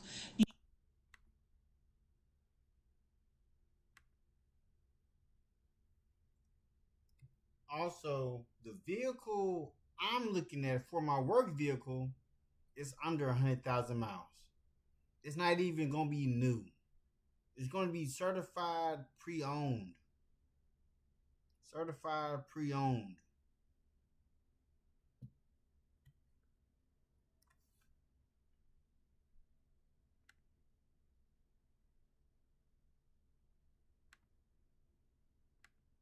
You really want to try to buy a car that is less than 10 years old.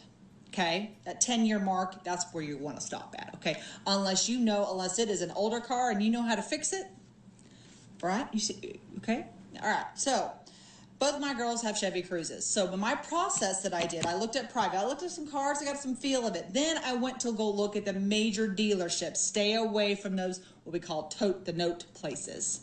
Okay. Stay away from them. All they do is buy garbage cars, get them running just enough to test drive off the vehicle, and then that's all they are. They're garbage. They're garbage. I screwed up one time. My daughter's car, we had gone through I done screwed up, and within a little over 30 days, the engine blew up. So I'm not kidding. Okay, now, stay away from those places. Go to your major dealerships, okay? If you find a car that you're interested in, all I want you to do is say, hey, I want to look at this car. Do not tell them you're interested in buying it. Say, I just want to test drive it, okay? And once you get in that car, I do not want you to take off until you touch all the buttons, okay? You want to touch everything on the inside of the car. Turn your AC on, turn your heater. I don't care if it's hot or cold outside. Turn on all the things. I want you to pop that hood. I want you to open up the door for the stinking gas tank. I want you to take that gas knob, take it all, open it. Pop the hood, make sure see what it looks like. I walk around, go get you a picture of what tires are supposed to look like, brand new tires. Inspect those tires. I want you to look at, I want you to feel all the way around. I want you to do it like you're doing a 20,000 point inspection. I want you to, then I want you to roll the windows down, start that car. Keep the windows down, put it into drive or reverse, depending, usually drive forward, okay? Usually put in drive, leave those windows down. I want you to listen. Listen, no radio, listen. If anything sounds remotely off, stop, back it up, and say no thank you. Okay, I'm not kidding. Okay? Y'all listening, but you ain't hearing her though. You want to make sure that car is in perfect, exquisite condition if you plan on making that purchase. And the reason why you don't want to inform any of the dealers that you are interested.